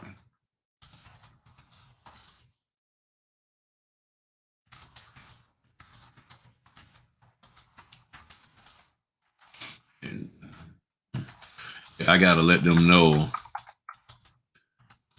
just in case they're able to find a notary that's in North Carolina. They rather do it that way instead of having them come up here. I don't have a problem losing that order.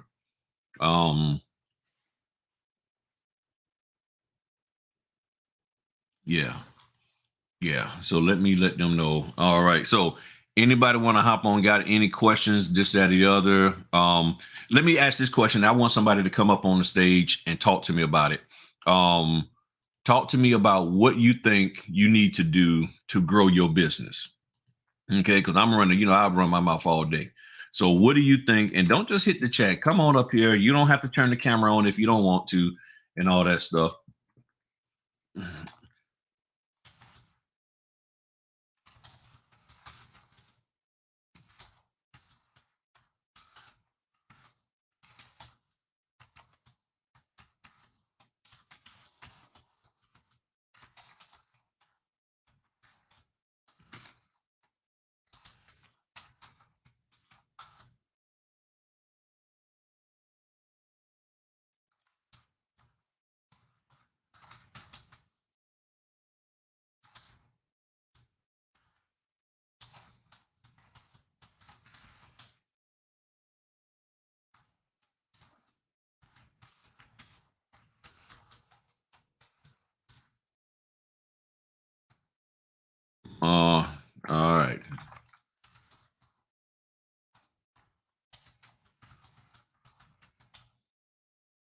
All right. Boom.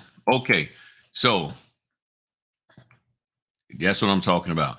All right. So for growing your business, to actually grow your business and move your business forward, the better you are at understanding your state laws, the easier it is, because you're confident, they'll be confident in you, and you'll know what to do. How many I get nervous, like what I'm just experiencing here. How many notaries are faced with the fact that they can't go into North Carolina, or don't realize they can't go in there, and will run down to North Carolina and do the closing and lie and say they was in Chesapeake, Virginia. You see what I'm saying? Or Suffolk or somewhere else, just so they can get them coins.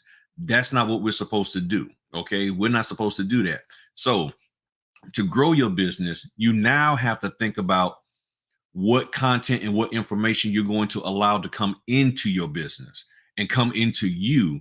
So you have to decide, okay, what am I going to do with this knowledge that I have? Where can I go? So a lot of people are stuck on just doing loan closings. With things changing, I heard the interest rates went up and all of that. People are still refinancing. I did 15 this week. I don't know how many I've done for the month, but I've done 15 this week. I'm doing a buttload of house inspections, all of that. So the question is, what are you doing to scale your business so that you can get more in?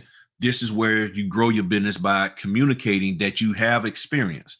A lot of notaries are not saying in their profile that they even have experience.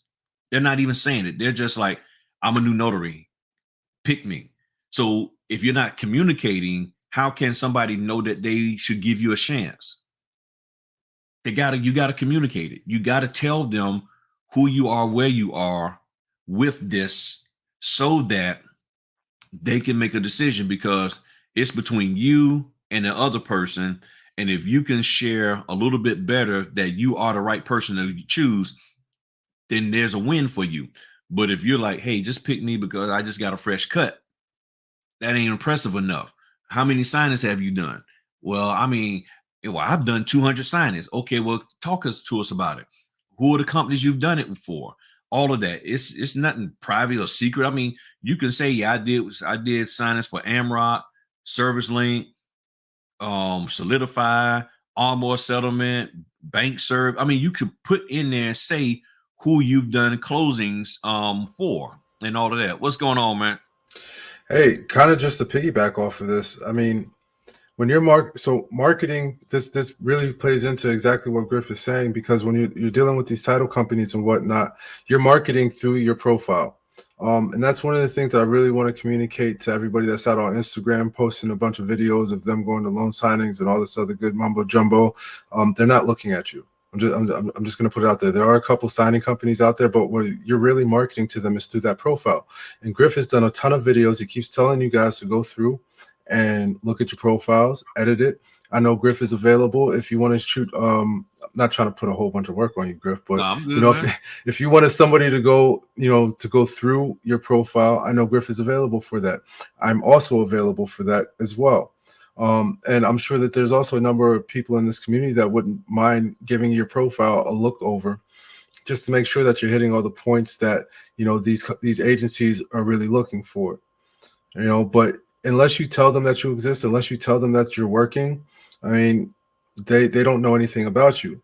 And the same thing goes to getting away from loan signing. The same thing goes for just general notary work. If they don't know that you exist, how is your community supposed to call you? That is correct. That is correct. So just like here, and see, one of the things, I know people talk smack about SnapDocs and all of that.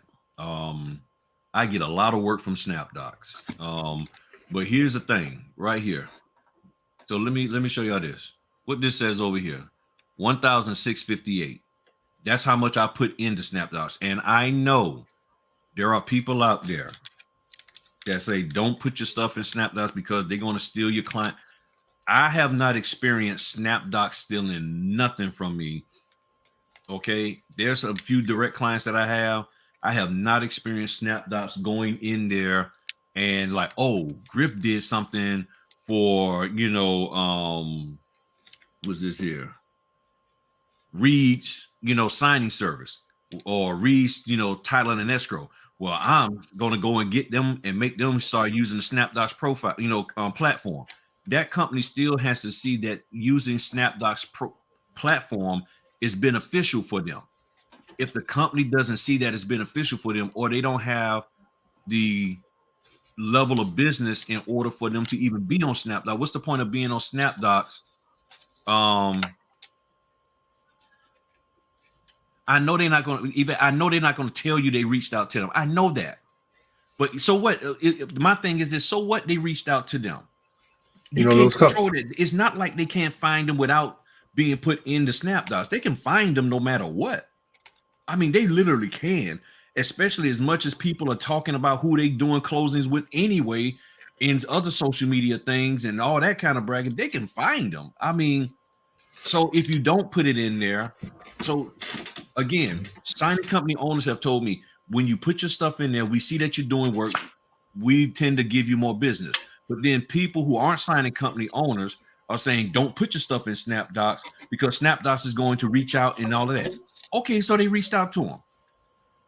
It ain't like they can't figure out who these people are if they want to. It's not like they're just solely waiting for notaries to put all of their contacts into SnapDocs and then saying, okay, now we got, I mean, they can go out there just like here, company. Add a company. Okay. I click on add a company. All I do is put in there ABC escrow, and that's it. I don't put no state, none of that stuff. That's all I put in there. When I have a new company, that's all I do. I just put that. That's it. That's all I do. Put that, boom, and that's it. And then if there's an order I need to add to them, then I add it. I mean, that's it.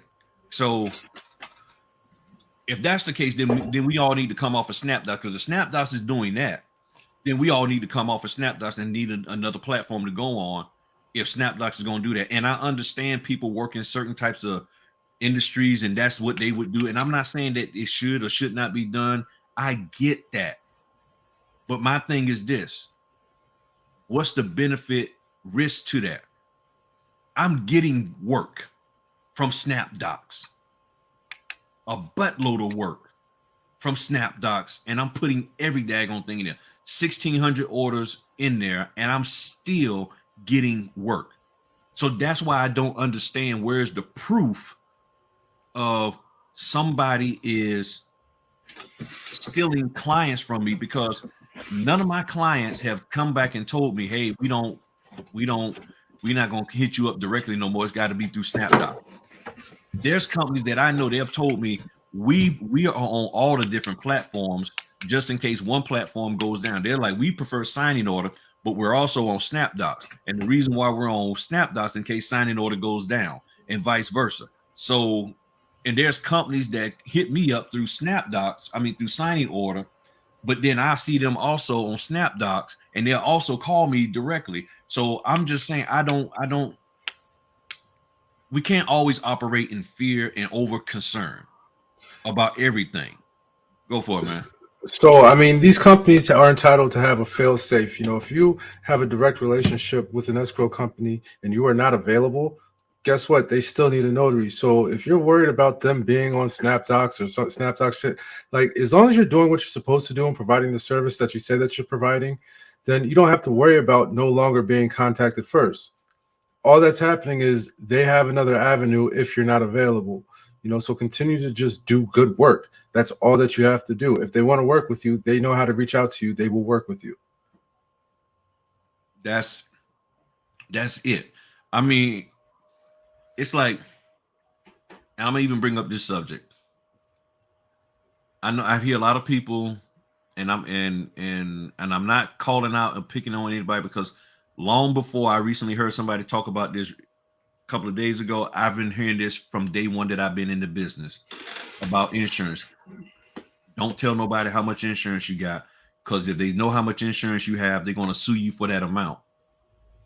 When you get in a car wreck, nobody knows how much insurance you have on your car, your policy, but they sue you for every dime of it, because the lawyer goes and does what? How much they got? There's somehow some public record because it's an accident, and they contact the insurance company and find out. So either one way or the other, they're going to find out if you do something wrong and put yourself in a position to be sued. So my thing is, I need some proof to show that notaries are just sitting here chilling like we are now, and then all of a sudden, yo, what's up? Oh yeah, you getting sued for $2 million. That's the limit on your E&O insurance. By who? I don't know. Just somebody found out that you got $2 million insurance policy. They're gonna sue you. All right, I'll see y'all in court. I mean, that's the way it's coming across to me. And I'm not trying to belittle it or but I'm like, if that's the case, then okay, then something needs to happen. That somebody is just sitting there. I mean, who would need to sue me? It would either be the signer, the title, escrow, signing company, lender. One of them five. What the heck did I do to piss off one of them five that they're going to sue me? Right. What did I do? That's the question. And I don't think that I have done anything. If I have, then I need to correct it so that it's not a problem. That's what I'm saying. So help me to understand, where is this thing that I'm supposed to just get sued just because I got insurance? Because we got if that's the case, then I guess a lot of us gonna be getting off because I got a lot of insurance, life insurance on me, and I'm still kicking. I mean, my family keeping me around. There's just a lot of fear with a lot of things. It's fear of the boogeyman, fear of the law, fear of competition. That's what a lot of this is. It's just fear, and if you're out here and you made this decision, and stepped out, if you stopped being, working your W-2 and you went on to be an entrepreneur, like you've already made a decision, a strong decision. Like you made that decision to step away from having your hand held to get out here on your own. You can't be scared once you get out here on your own. You have to go out there and get it. You can't be scared of somebody suing you, because if you did, you're not going to work. You're gonna be stuck in paralysis. You know what I mean? Like not wanting to do nothing because you're just scared that something's going to happen. Right. Because see, my thing is, what is the workaround? What is the workaround to it? Okay, so we don't tell anybody we got insurance or the amount. Okay, fine. I'm not saying that we have to, but I'm just saying, if everything we're doing is so that we don't get hemmed up, I'm like, what in the world? Then why are we in this industry? Right. Because we don't have these fears and concerns when we go to work. I mean, like when you have a W-2, you got your own personal life insurance, but then they also offer you additional life insurance for your spouse and for your kids and all of that you can add on. Nobody's concerned that if I add on extra life insurance for myself, that my wife is going to all of a sudden offer me, so she can get the main policy and the work and the policy from the job. I'm not saying that somebody won't, but we're not walking around like that. I mean, even with my insurance, when I was working with one company, I had to get $300,000 of insurance. That was the company policy. You got to have $300K on your car. I was like, okay. And I still got it. And I ain't been with that company in like 7 years. I got used to paying it, and I was like, okay, that's what I'm keeping. So what we got going on here? They acting up in the chat. I don't know, right. Yeah, I got business on a policy. I've talked about this stuff. If y'all look at my videos, I've talked about it. I mean, it's not something. I mean, people are like, oh wow, this is nothing brand. I've been talking about this stuff for a year. Look at the videos. I got insurance videos out there. I've been talking about this. And if they require if the company requires 100K, then they require. That's their business model. That's their right to require that. So let's just say you with a company and they require 100,000. So now you got 100K. They know you got 100K. At that point, who's going to sue you? Who is suing you? And why would they sue you? Because I don't think that somebody can just arbitrarily just sue you and it goes through when there's no proof of it. Just like if somebody said you hit my car. Okay, where's the proof that I hit your car? Show me proof that look, case in point. Proof of claim. Yeah, the proof of claim. What a lot of people don't realize, let's just say there's kids outside. There's kids outside playing around and they're kicking a ball. And all of a sudden your window gets broken. Now you saw the kids playing the ball, kicking the ball around or throwing the ball or whatever. And you go inside and then all of a sudden that ball that you saw out there, or what you think is the ball that you saw out there, is all of a sudden inside your house. I talked to my insurance company. They said, unless you got a witness to show that that kid kicked that ball, you have no claim. I'm like, but I saw them kicking the ball out there. Do you have security camera? Do you have something to prove that them kicking the ball is what caused it? If you don't have any proof, you can't sue them or have them make a claim. You're going to have to get the repairs done yourself. So that's when I went and got security cameras. So I got 3 cameras on the front of my house. You walk anywhere near my house, you're going to be caught, seen, everything. You know, you sneeze the wrong way, I see it. Because they say if we don't have proof, you have to have seen it. And then sometimes they say that even with that is not enough. You need an independent person to have also seen it, because you could just be making it up as far as the insurance company is concerned or their lawyer. I'm like, oh gosh, all of this. And this is homeowners insurance. And hey, with homeowners insurance, anybody can figure that out. Oh, your house is worth $400,000. Your house is insured for at least that part minimum and then some. Right. So that means then people should be coming and slipping and falling and tripping all in your yard so they can get some of your insurance money. Right. Yeah, it's an illogical argument that's out there. It just doesn't make sense. Yeah, so to grow your business, as I keep saying, the number one way to grow your business is to be ready to do business. And the issue, like me and Q, that's why we did the video a while back on the notary equipment for Notary Tech Talk. We did, because there's too many notaries that don't have the equipment. They're asking for more money. Why? Because they're like, oh, I need to get paid because I had to go to FedEx to print or to scan. Who told you to do that? Well, I ain't had equipment, and that stuff is expensive. But you're marketing yourself to get business. You're using Q to get more business, and then what Q does for you brings you 3 more clients, and all 3 clients need you to do a signing on one particular day, and you don't have no printer, no paper, no nothing. Hey, Griff, can I share something with them too? I Yeah. mean, for anybody that's still trying to get out there and get into the business, I mean, it's a little humble brag, but I was able to get a scanner and another HP printer that prints 41 pages per minute for free on the Facebook market. I'm just saying, I got both of them for free. There's opportunities out there to get this stuff. Just keep your eyes open. Okay, that's all I got to say about that. Just keep your eyes open. You don't have to spend a ton of money. If you're trying to get into this and you're like, how am I going to afford a printer? How am I going to afford a scanner? There are plenty of opportunities to pick up some free items that are good, that are usable. Because a lot of people, a lot of offices that close, they end up having printers that are just going to ended up throwing in a landfill at the local county dump. Right. And they'll put it out there on Facebook and they'll say, hey, if anybody wants a printer, come get it. Just keep your eyes open. Well, man, that's right on time. See, there are deals out there if you want to find a deal. You have to want to find a deal, and that's it. I mean, the resources are here. So to grow your business, you got to be ready to do business. You got to be in the right business mindset. You got to be thinking business all the time.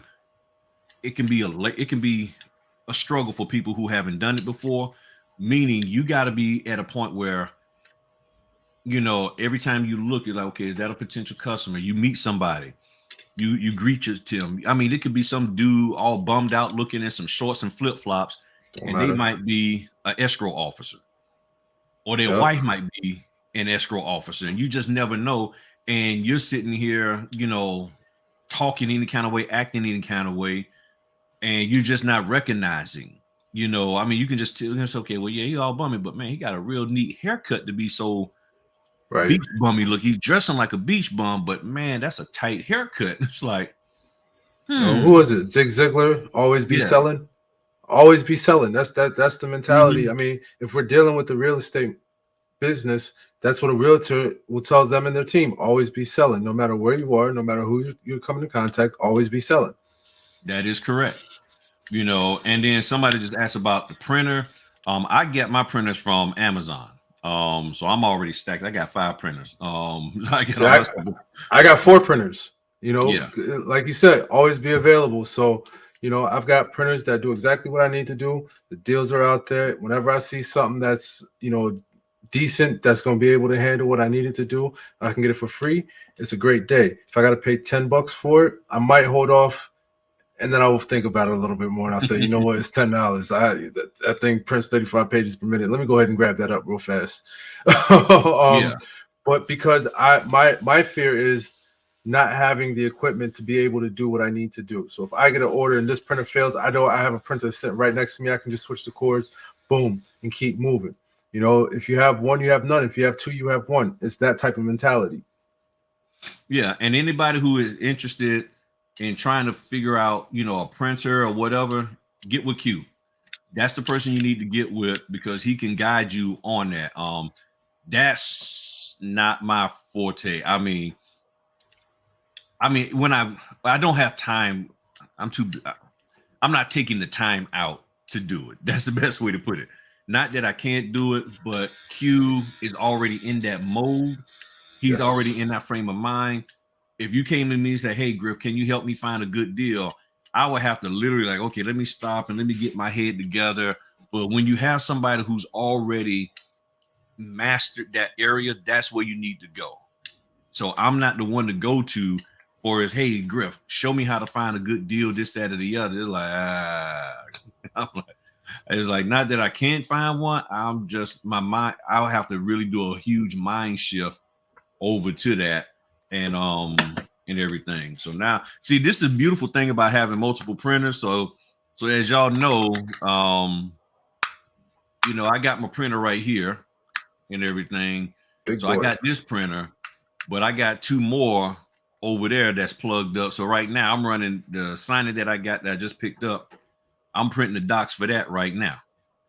One to each printer.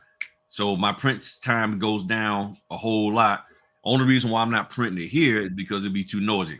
That's the only reason why I'm not printing it to this one right here. But and the only thing I need to get another scanner. I need to get me a backup scanner. Although this one has been a workhorse for the whole 4 years that I've been a notary, hasn't failed me yet. So them scanners, you get the right one, it'll last. But see, that's again, to grow your business, you got to now decide how long you plan on being in business, because Right. how long you plan on doing this business is going to directly determine, or it's going to directly affect your level of effort and commitment that you put in. So if you're only looking to do this for a little bit, but you're spending all this money on training, you probably need to save your money. Yeah, that don't See what make I'm saying? sense. You're If hustling you're only backwards looking at at that doing point. this for 3 years or less, if you're just testing the water and you're not really in it, about it, committed, then you just need to say, okay, let me just get some basic stuff. Let me just learn how to be a notary and do that part. You know, I'm still working my W-2. I hear a lot of people saying that I'm working my W-2 and I ain't leaving it. And okay, nobody's telling you to do that. Nobody's telling you to leave your W-2. Okay, so you can put the flaming swords of death down and just relax. What is your goal? Because to grow your business, you got to have a goal. Right. What is the goal that you're trying to accomplish? And if your goal was to make an extra $2,000 a month, are you doing the things necessary to do that? If your goal was to just have something else to do because you're retired and you're bored, okay, well, sitting at home whining about, I'm not taking this signing, that signing. Okay, is that something you planned on doing? And how do you get to $2,000 a month? I mean, when you look at the numbers, let me see, where's my calculator? When you look at the numbers, Let me bring it up real quick. So when you look at the numbers, 2,000, and you say divided by 85, you have to ask yourself, can you do 23 signings a month? You're talking about 23 rounded up to 24 signings. So 24 signings. You got 30 days in a month. So you're talking about one signing a day for $85. Is it worth you to do that to get $2,000? You said you need $2,000. Yes, there's expenses and all of that. So let's just say you do it really like a business person should do it. I want to have $2,000. That really means I need to do 4,000. I need to try to do 4,000. So divided by the $85, that's 47 signings. Right. So you're probably talking about just a little less than 2 a day. Are you willing to do that? Are you willing to do that to get that money? So you made 4,000. Now that 4,000 cover some of your basic expenses for supplies and stuff for the upcoming month. Are you willing to do that? This is how I made the determination of whether or not I can go full time. I said I needed to pull in $6,000 divided by 85. I said that means I need to do 71 closings a month. And Q, they're asking for a link to something. So I said, okay, now the question becomes, am I willing to do 70 signings a month? It's either yes or no. Granted, now there's a time where it's going to be more or less. I can do more signings. I mean, the fee can be more or less than 85.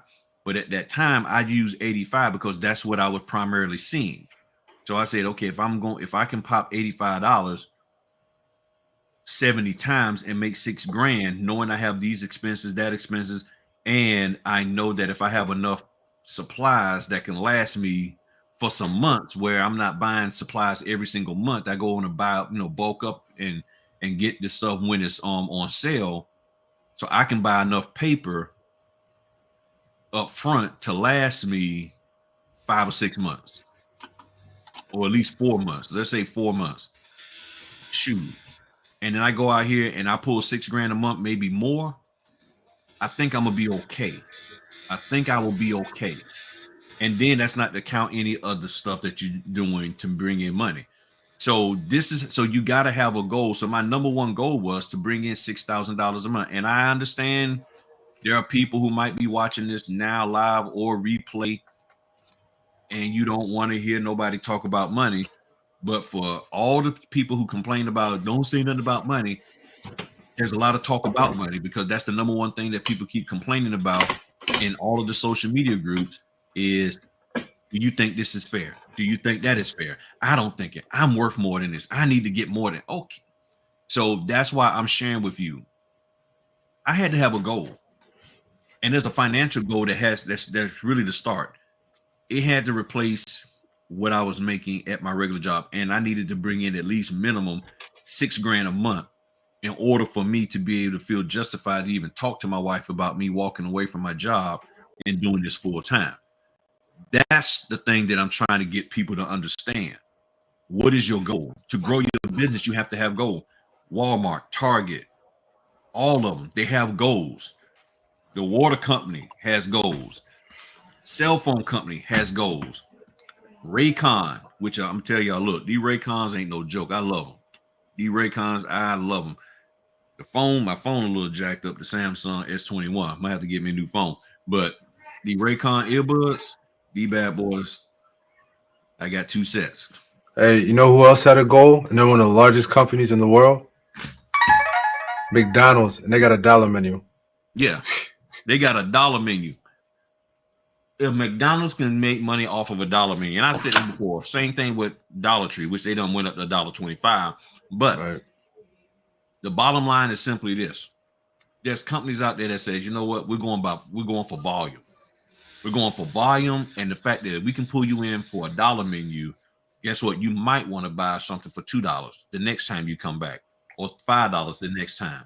That's why we keep bringing back the McRib and the filet-o-fish, which I'm not eating no filet-o-fish and no McRib from them, because If I'm going to eat rib sandwich, it's going to be a real rib sandwich with bone and all that stuff. Same thing. I like Captain D's. I throw down on some Captain D's all day. But that's the thing. So if you're trying to grow your business, you got to start off with a goal. And the thing and what I believe is happening the most is that a lot of notaries don't have any kind of real goal. Their goal is, I just want to work direct. Okay, now you with direct. What is your financial goal after that? What happens if this direct client, their clientele goes down? Because the direct client stops doing as much business, but the signing companies are constantly always doing business. So the question is, can your direct client feed you the amount of money that you need per month? But if you never set that financial goal of how much money you want to make per month, which I've done videos about that, are you a per signing order notary or per month? You know, I'm a per month. I want to make a certain amount each month. But if you're worried about what you're making per signing, your signing order, your per signing order dollar amount does not necessarily mean you're going to make your financial monthly goal. Right. You can be below your signing order goal of 150. So you say, I want 150, but you're constantly getting 130, and you get enough 130s, you'll be at your financial goal if you do enough of them. That's where it starts at. So if you're trying to grow your business, you got to set some goals, because where you're trying to grow to, where you're trying to move to, and then you start working toward that. And that's where you got to get the right information in your heart and in your mind that can lead you there. And that's where you got to say, wait a minute, hold. Let me check. Okay, you're asking me to spend money with you. What are you sharing with me that's going to be beneficial for me in the here and now and in the next 6 months? What information you sharing with me that's going to help me right now, immediately, within the next 30 days, 1 to 2 months? That's the here and now for me. In the next 2 months, what you're telling me going to help me grow my business, and how does it help me 4 months after that? So in other words, for the next 6 months, I spend X amount of dollars with you. It has to move me forward. And if all they can say is, well, I mean, that's all dependent upon you. I mean, if you don't do nothing, that is true. But you got to give me something to do. You got to give me something quality and solid in order to do. And if you're not doing that, then the thing is, why am I spending money with you? And I'm not against you spending money with people. You just got to get your money's worth. Everybody talk about know your worth for us getting paid for some of these signing companies. Well, you need to make sure you're getting your money's worth with regards to you spending money. That's what we do when it comes to cars. What's going on, Sarah? Let's see here. Right now, I'm just trying not to pass up for more than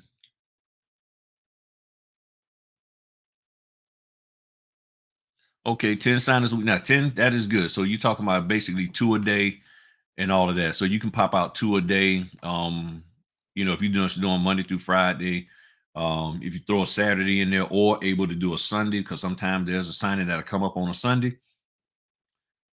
You that can help you grow your business. And in the beginning, just get out there. I mean, everybody is crying about the level of effort that it takes. Let me say this, and I probably can close with this here, with growing your business and understanding this.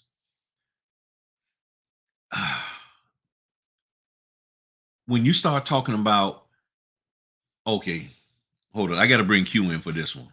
Hold on, I got to bring Q in for this one. Yeah, I'm back, man. Here's what clicked in today.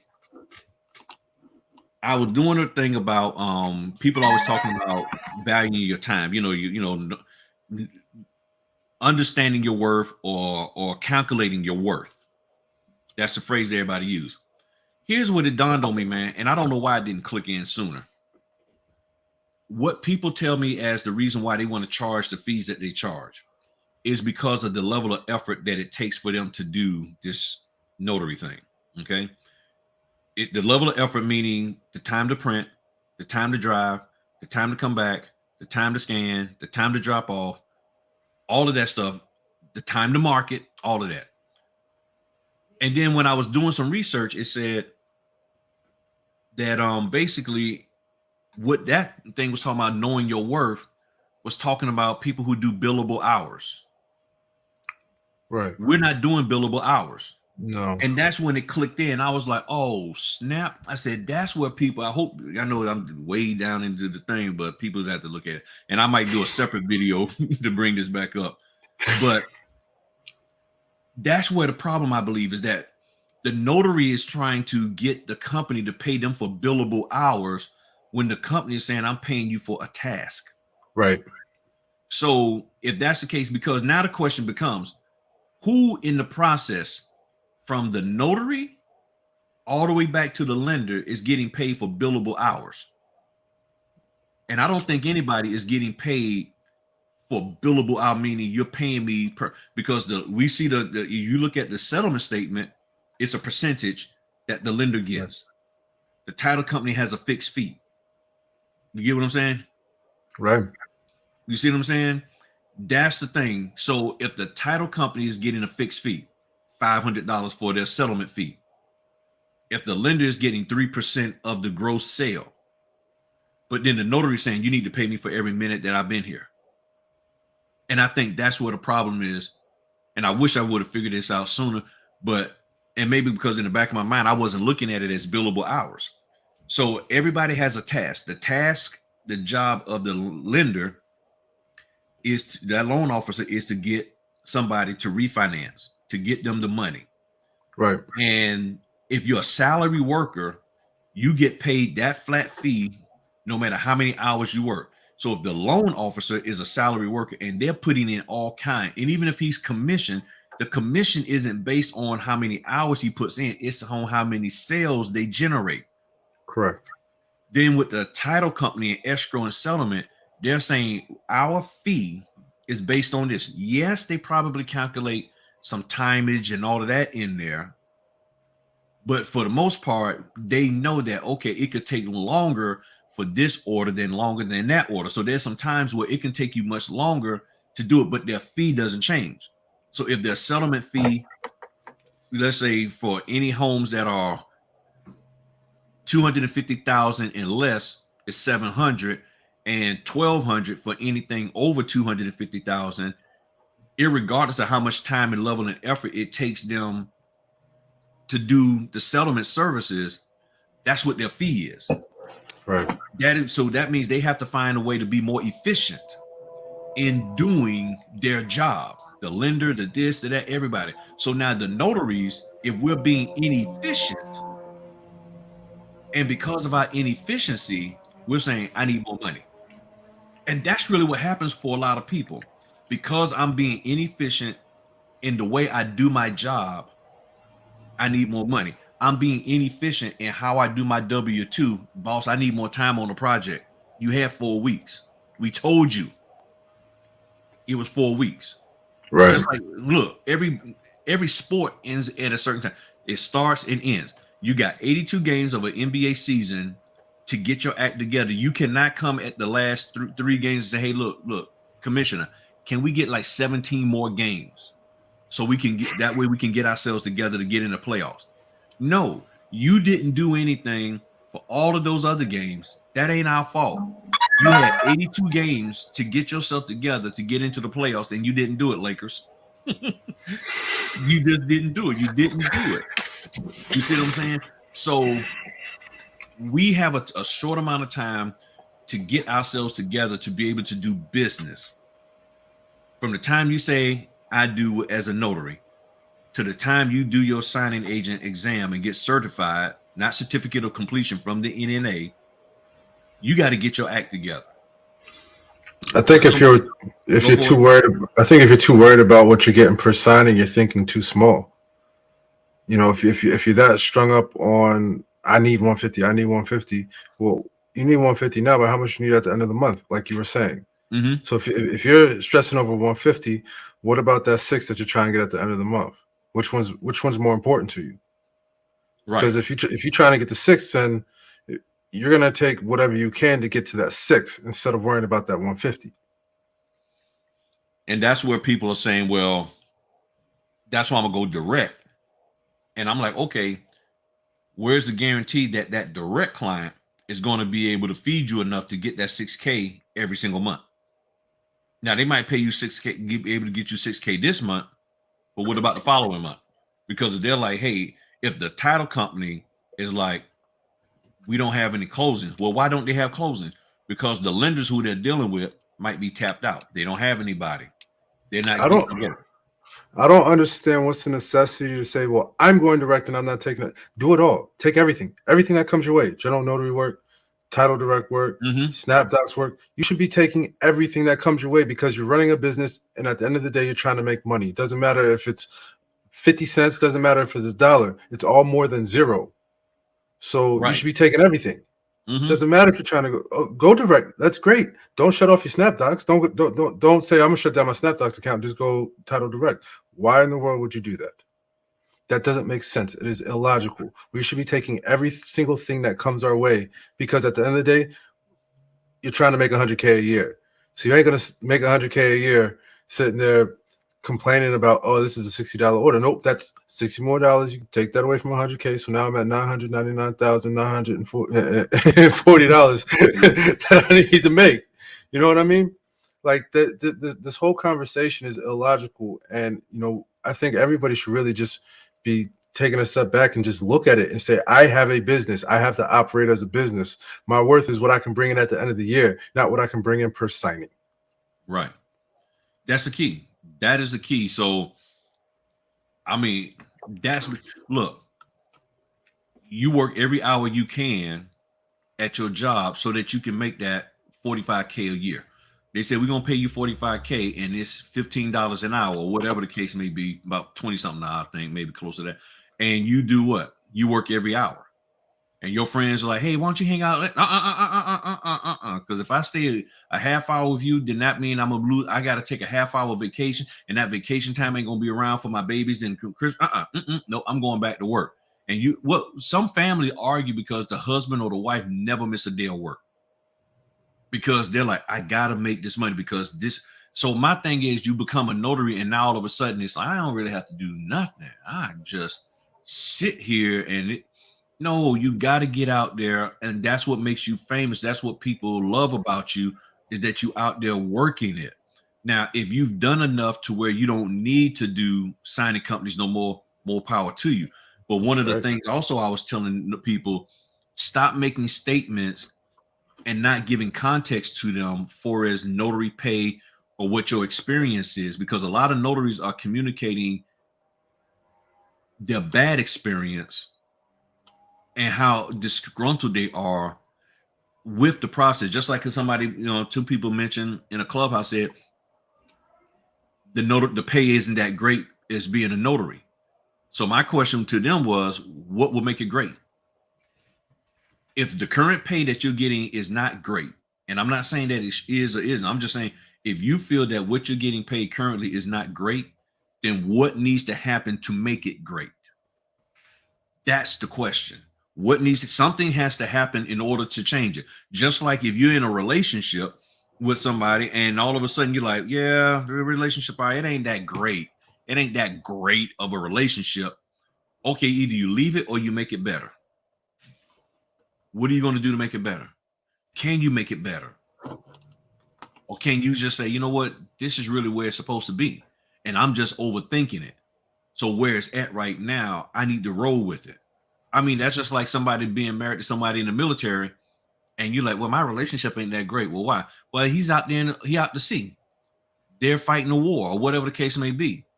Okay, well, that might be just temporary. And then when they get back, what about then? Oh, I ain't really think about that. So you want to bounce on old boy or old girl and drop them off to the, and drop there, and you want to get dropped off to your mom's house because the situation is they're deployed, but that's not indicative of what your real relationship is all about. Right. It has nothing to do with your relationship. Correct. So that's why I'm like, okay, you had a bad experience with this signing company or with that title company or whatever, and now you're trying to say that, okay, that's the way it is all the time or every day. Is it? I mean, is that indicative of everything? And people are making these statements and they're leaving them out there. But new notaries say, oh, well, then I need to start charging. Well, if $60 wasn't good enough for you or $85 wasn't good enough for you, then I'm going to do the same. And then it's blowing up in their face and they're getting blacklisted. And then you go to try, well, I did what you say. And then that person, well, see, look, I didn't say you had to do what I did. I'm just sharing what I did. I'm just telling you what I did. I'm not saying you had to do it. Okay, but you're going all throughout social media, letting everybody know the bad experience you had. But you're telling people, don't listen to you. No, don't do what I said. But I'm just letting you know. I'm just letting you know that they paid me $100 and I had to print 300 pages. I mean, come on now. Yeah, it was only 15 minutes away from. It was only 15 minutes away from my house. But how dare they ask me to do 15? To do 300 pages. You get what I'm saying? We can find a negative in everything. We really can. We can find a negative. I mean, look, I just ran into a situation where the guys down in North Carolina and I worked it out.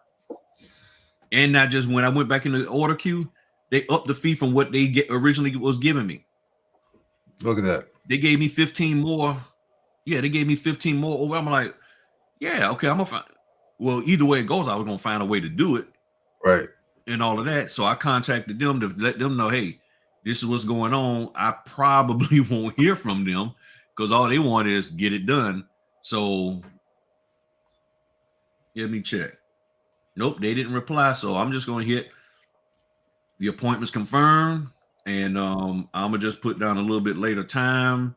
I'll probably try to meet him sooner and all that. And we got Matthew rolling on up in here real quick, like a little bit later time. It's the man right there. I'll probably try. So yeah, he got the golden aura just beaming down upon him. What's that mystical song? Here I go. Here I go. What's going on, fellas? How you guys doing today? What's man, up, we're doing good, man. Man, Just up here chopping it up, man. Yeah, I'm just here. I've been listening. There he is. Hey, how's it going, guys? So I've been listening to you guys. You guys you've been making some great points, Griff. Per usual. And when you was talking about, I think the last one you was talking about is, like having a goal, like a monthly goal, so you can so you can accomplish what you were trying to do. Because a lot of people they are getting into this business and they don't have any goals. They just getting in just to get in, just to make a couple of dollars here and there, but they haven't really taken the time to analyze exactly what it is that they trying to accomplish. Like it's okay to like be busy one week and then the next week, you're not getting a loan signing. I know me and Q had to talk about loan signing earlier. So you're not getting those appointments, and then you constantly finding yourself in the red. But a lot of people, they are not taking all the opportunities that's coming their way because they are so fixated on getting a certain price. But at the end of the day, it doesn't matter. Like if your goal is to make $1,000 a month, it doesn't matter how you make that $1,000. Doesn't matter if you do to all loan signing or if you do it to general notary work. It doesn't matter if you do it to a field inspection. As long as you are reaching your goal, that's all that matters. And a lot of people are getting so caught up with this. This is the amount of money I need to be making for every appointment. And at the same time, you're missing an appointment. You're not taking on those opportunities. And, not taking opportunities, you're not going to get the chance to provide more services. And what I mean by that, I do a lot of appointments at hospitals, nursing home, and every time I go to either a hospital or a nursing home during the week, by the end of the week, I have 2 or 3 more appointments from that same hospital or nursing home. Because I go there, I market myself, I talk to them. 9 times out of 10, they don't have a notary. So once they see me and they ask me, hey, do you do this full time, or are you able to come back to us during the weekend? My answer is always yes. So with me going there one time, I end up with 2 or 3 more appointments throughout the week, versus where if I'm saying, you know what, I'm not going there, because I'm not getting paid $200 to go there. Like, come on. I think a lot of people are missing out on opportunities because they have this price in their head, which they should be getting paid for every appointment. No, that's all I have to say right quick. Yeah. Yeah. What you got, Jeff? That financial goal of how much money you want to make per month, which I've done videos about that. I just popped on because I saw when you got on and I had to do a loan signing. So I'm just glad you're still here. I just wanted to say hello. So just, I'm just enjoying the conversation. That's all. Yeah. Yeah. Oh man. There's a book that I wanted to share with y'all. It's supposed by Judi Lawrence. I was looking for it on Amazon. I don't know if I thought it was called Make Your Business Our Business. And I can't find that book. I found her Apostille book, but I can't find the Make Your Business Our Business book. So I don't know where that book is at. I got It might. Did it go out of print or what? Because I know sometimes they go out of print. Yeah. So I'm gonna just do a general search for it. But she has a book called Make, and I'm gonna just put the thing in there, in the chat, and see if y'all can find that book, because that apparently is supposed to be a very good book. And I'm trying to find where it's at and stuff. So yeah, I remember this book. So this is what the book looks like, y'all. Let me zoom in on this real quick. She wrote this here: Make Your Business Our Business, Policies, Procedures, and Profits. This is on Goodreads. So you're gonna have to go and do some searching to find it. I don't know. It says it's supposed to be on Amazon. Let me see. Oh, there it is. There we go. I don't know why I couldn't find it before. There it is. So this is her book. Let me drop the link in there for y'all and stuff. I got so much Yeah, stuff. I found it on Scribe too. It's like $10. How much is? Man, don't get it. Oh, paperback. It's $27. Is that what it is? Yeah, and yeah, where is Stride? Yeah. So Scribed as SCRIBD.com.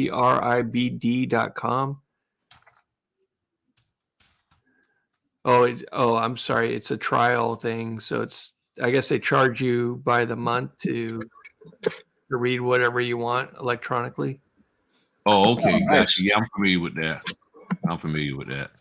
Okay. See how much is that? Well, they said it's $10 a month after your 30-day trial. So Oh, they have it's not bad. podcasts and audiobooks and ebooks and a bunch of stuff on here. They also have a document section on Scribes, and if you're looking for a set of loan documents, I can almost guarantee you 1,000% that you will find loan documents on Scribes as well. Just putting it out there. If you pay for it, you have access to those documents. People upload a lot of things on there. You'll find them. Gotcha. Cool. Well, fellas, Yeah, I'm going to bounce out of here so I can go in and knock this guy out, because I just realized he's down in the area where I got to go for my 7 o'clock. So I'm thinking now I'm going to go ahead and get him taken care of now, and then I can do that 7 o'clock appointment, and then I don't have to be out there till 9, 10 o'clock at night. Hey, Griff, if you get a chance tonight, your man Q right here is going to be a guest tonight. So we'll be live on YouTube later at 7 p.m. And Yes. we'll be on Instagram. So if you have any question for Q, please bring them. This guy is amazing at what he does, and we'll be getting some question answered later. Thank you, guys. I appreciate that. Hold on. We got. What's your channel? Did you put that? Yeah, So I'm pulling it up right now. I don't have a YouTube channel, Jeff. I am a great sidekick. I'm not the main attraction. I'm Scottie Pippen. These guys are Jordan and Barkley. I'm talking about Mathurin, so I can get on, so I can see you on. Oh yeah, Mathurin. Yeah, put your stuff on there. All right, man. I'm gonna show you something, man. I'm gonna show you something here. I had to zoom in a little bit. All right. What Griff Look got at for that us? number. You went up, man. You was at 162 when we started. Oh yeah. You- Oh yeah. We at 193. I told everybody I want you at 500 subscribers, man, so you can start live streaming and then using the community tab. Yeah, man. Hey, that's the goal. That's the goal. And then plus the fact that YouTube doesn't allow you to go live on your phone, man, because I'm more active on Instagram. If I was able to get live on my phone, man, you guys will be getting as much content that I'm putting out on Instagram. Because Yeah. I'm always on the go. But Yeah. but So we got to get him at 500 subscribers, y'all. but we are 500. making the improvement. So Yeah. so I really appreciate it. Appreciate you all.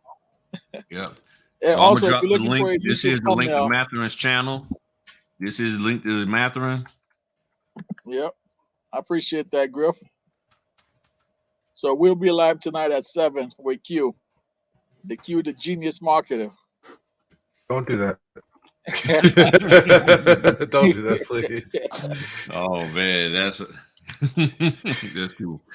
All right, man. Well, I'm gonna bounce out of here. I already printed my docs while we was chatting it up, and I'm gonna upload these scan backs and all that good stuff, and then going out here and get this man happy, get him to sign his documents so he can have a peaceful weekend and all that good stuff. Anything else you got going on, Jeff, for his fingerprinting? Well, I have another class coming up in April 9th. So anybody that missed this last month's class, you can participate.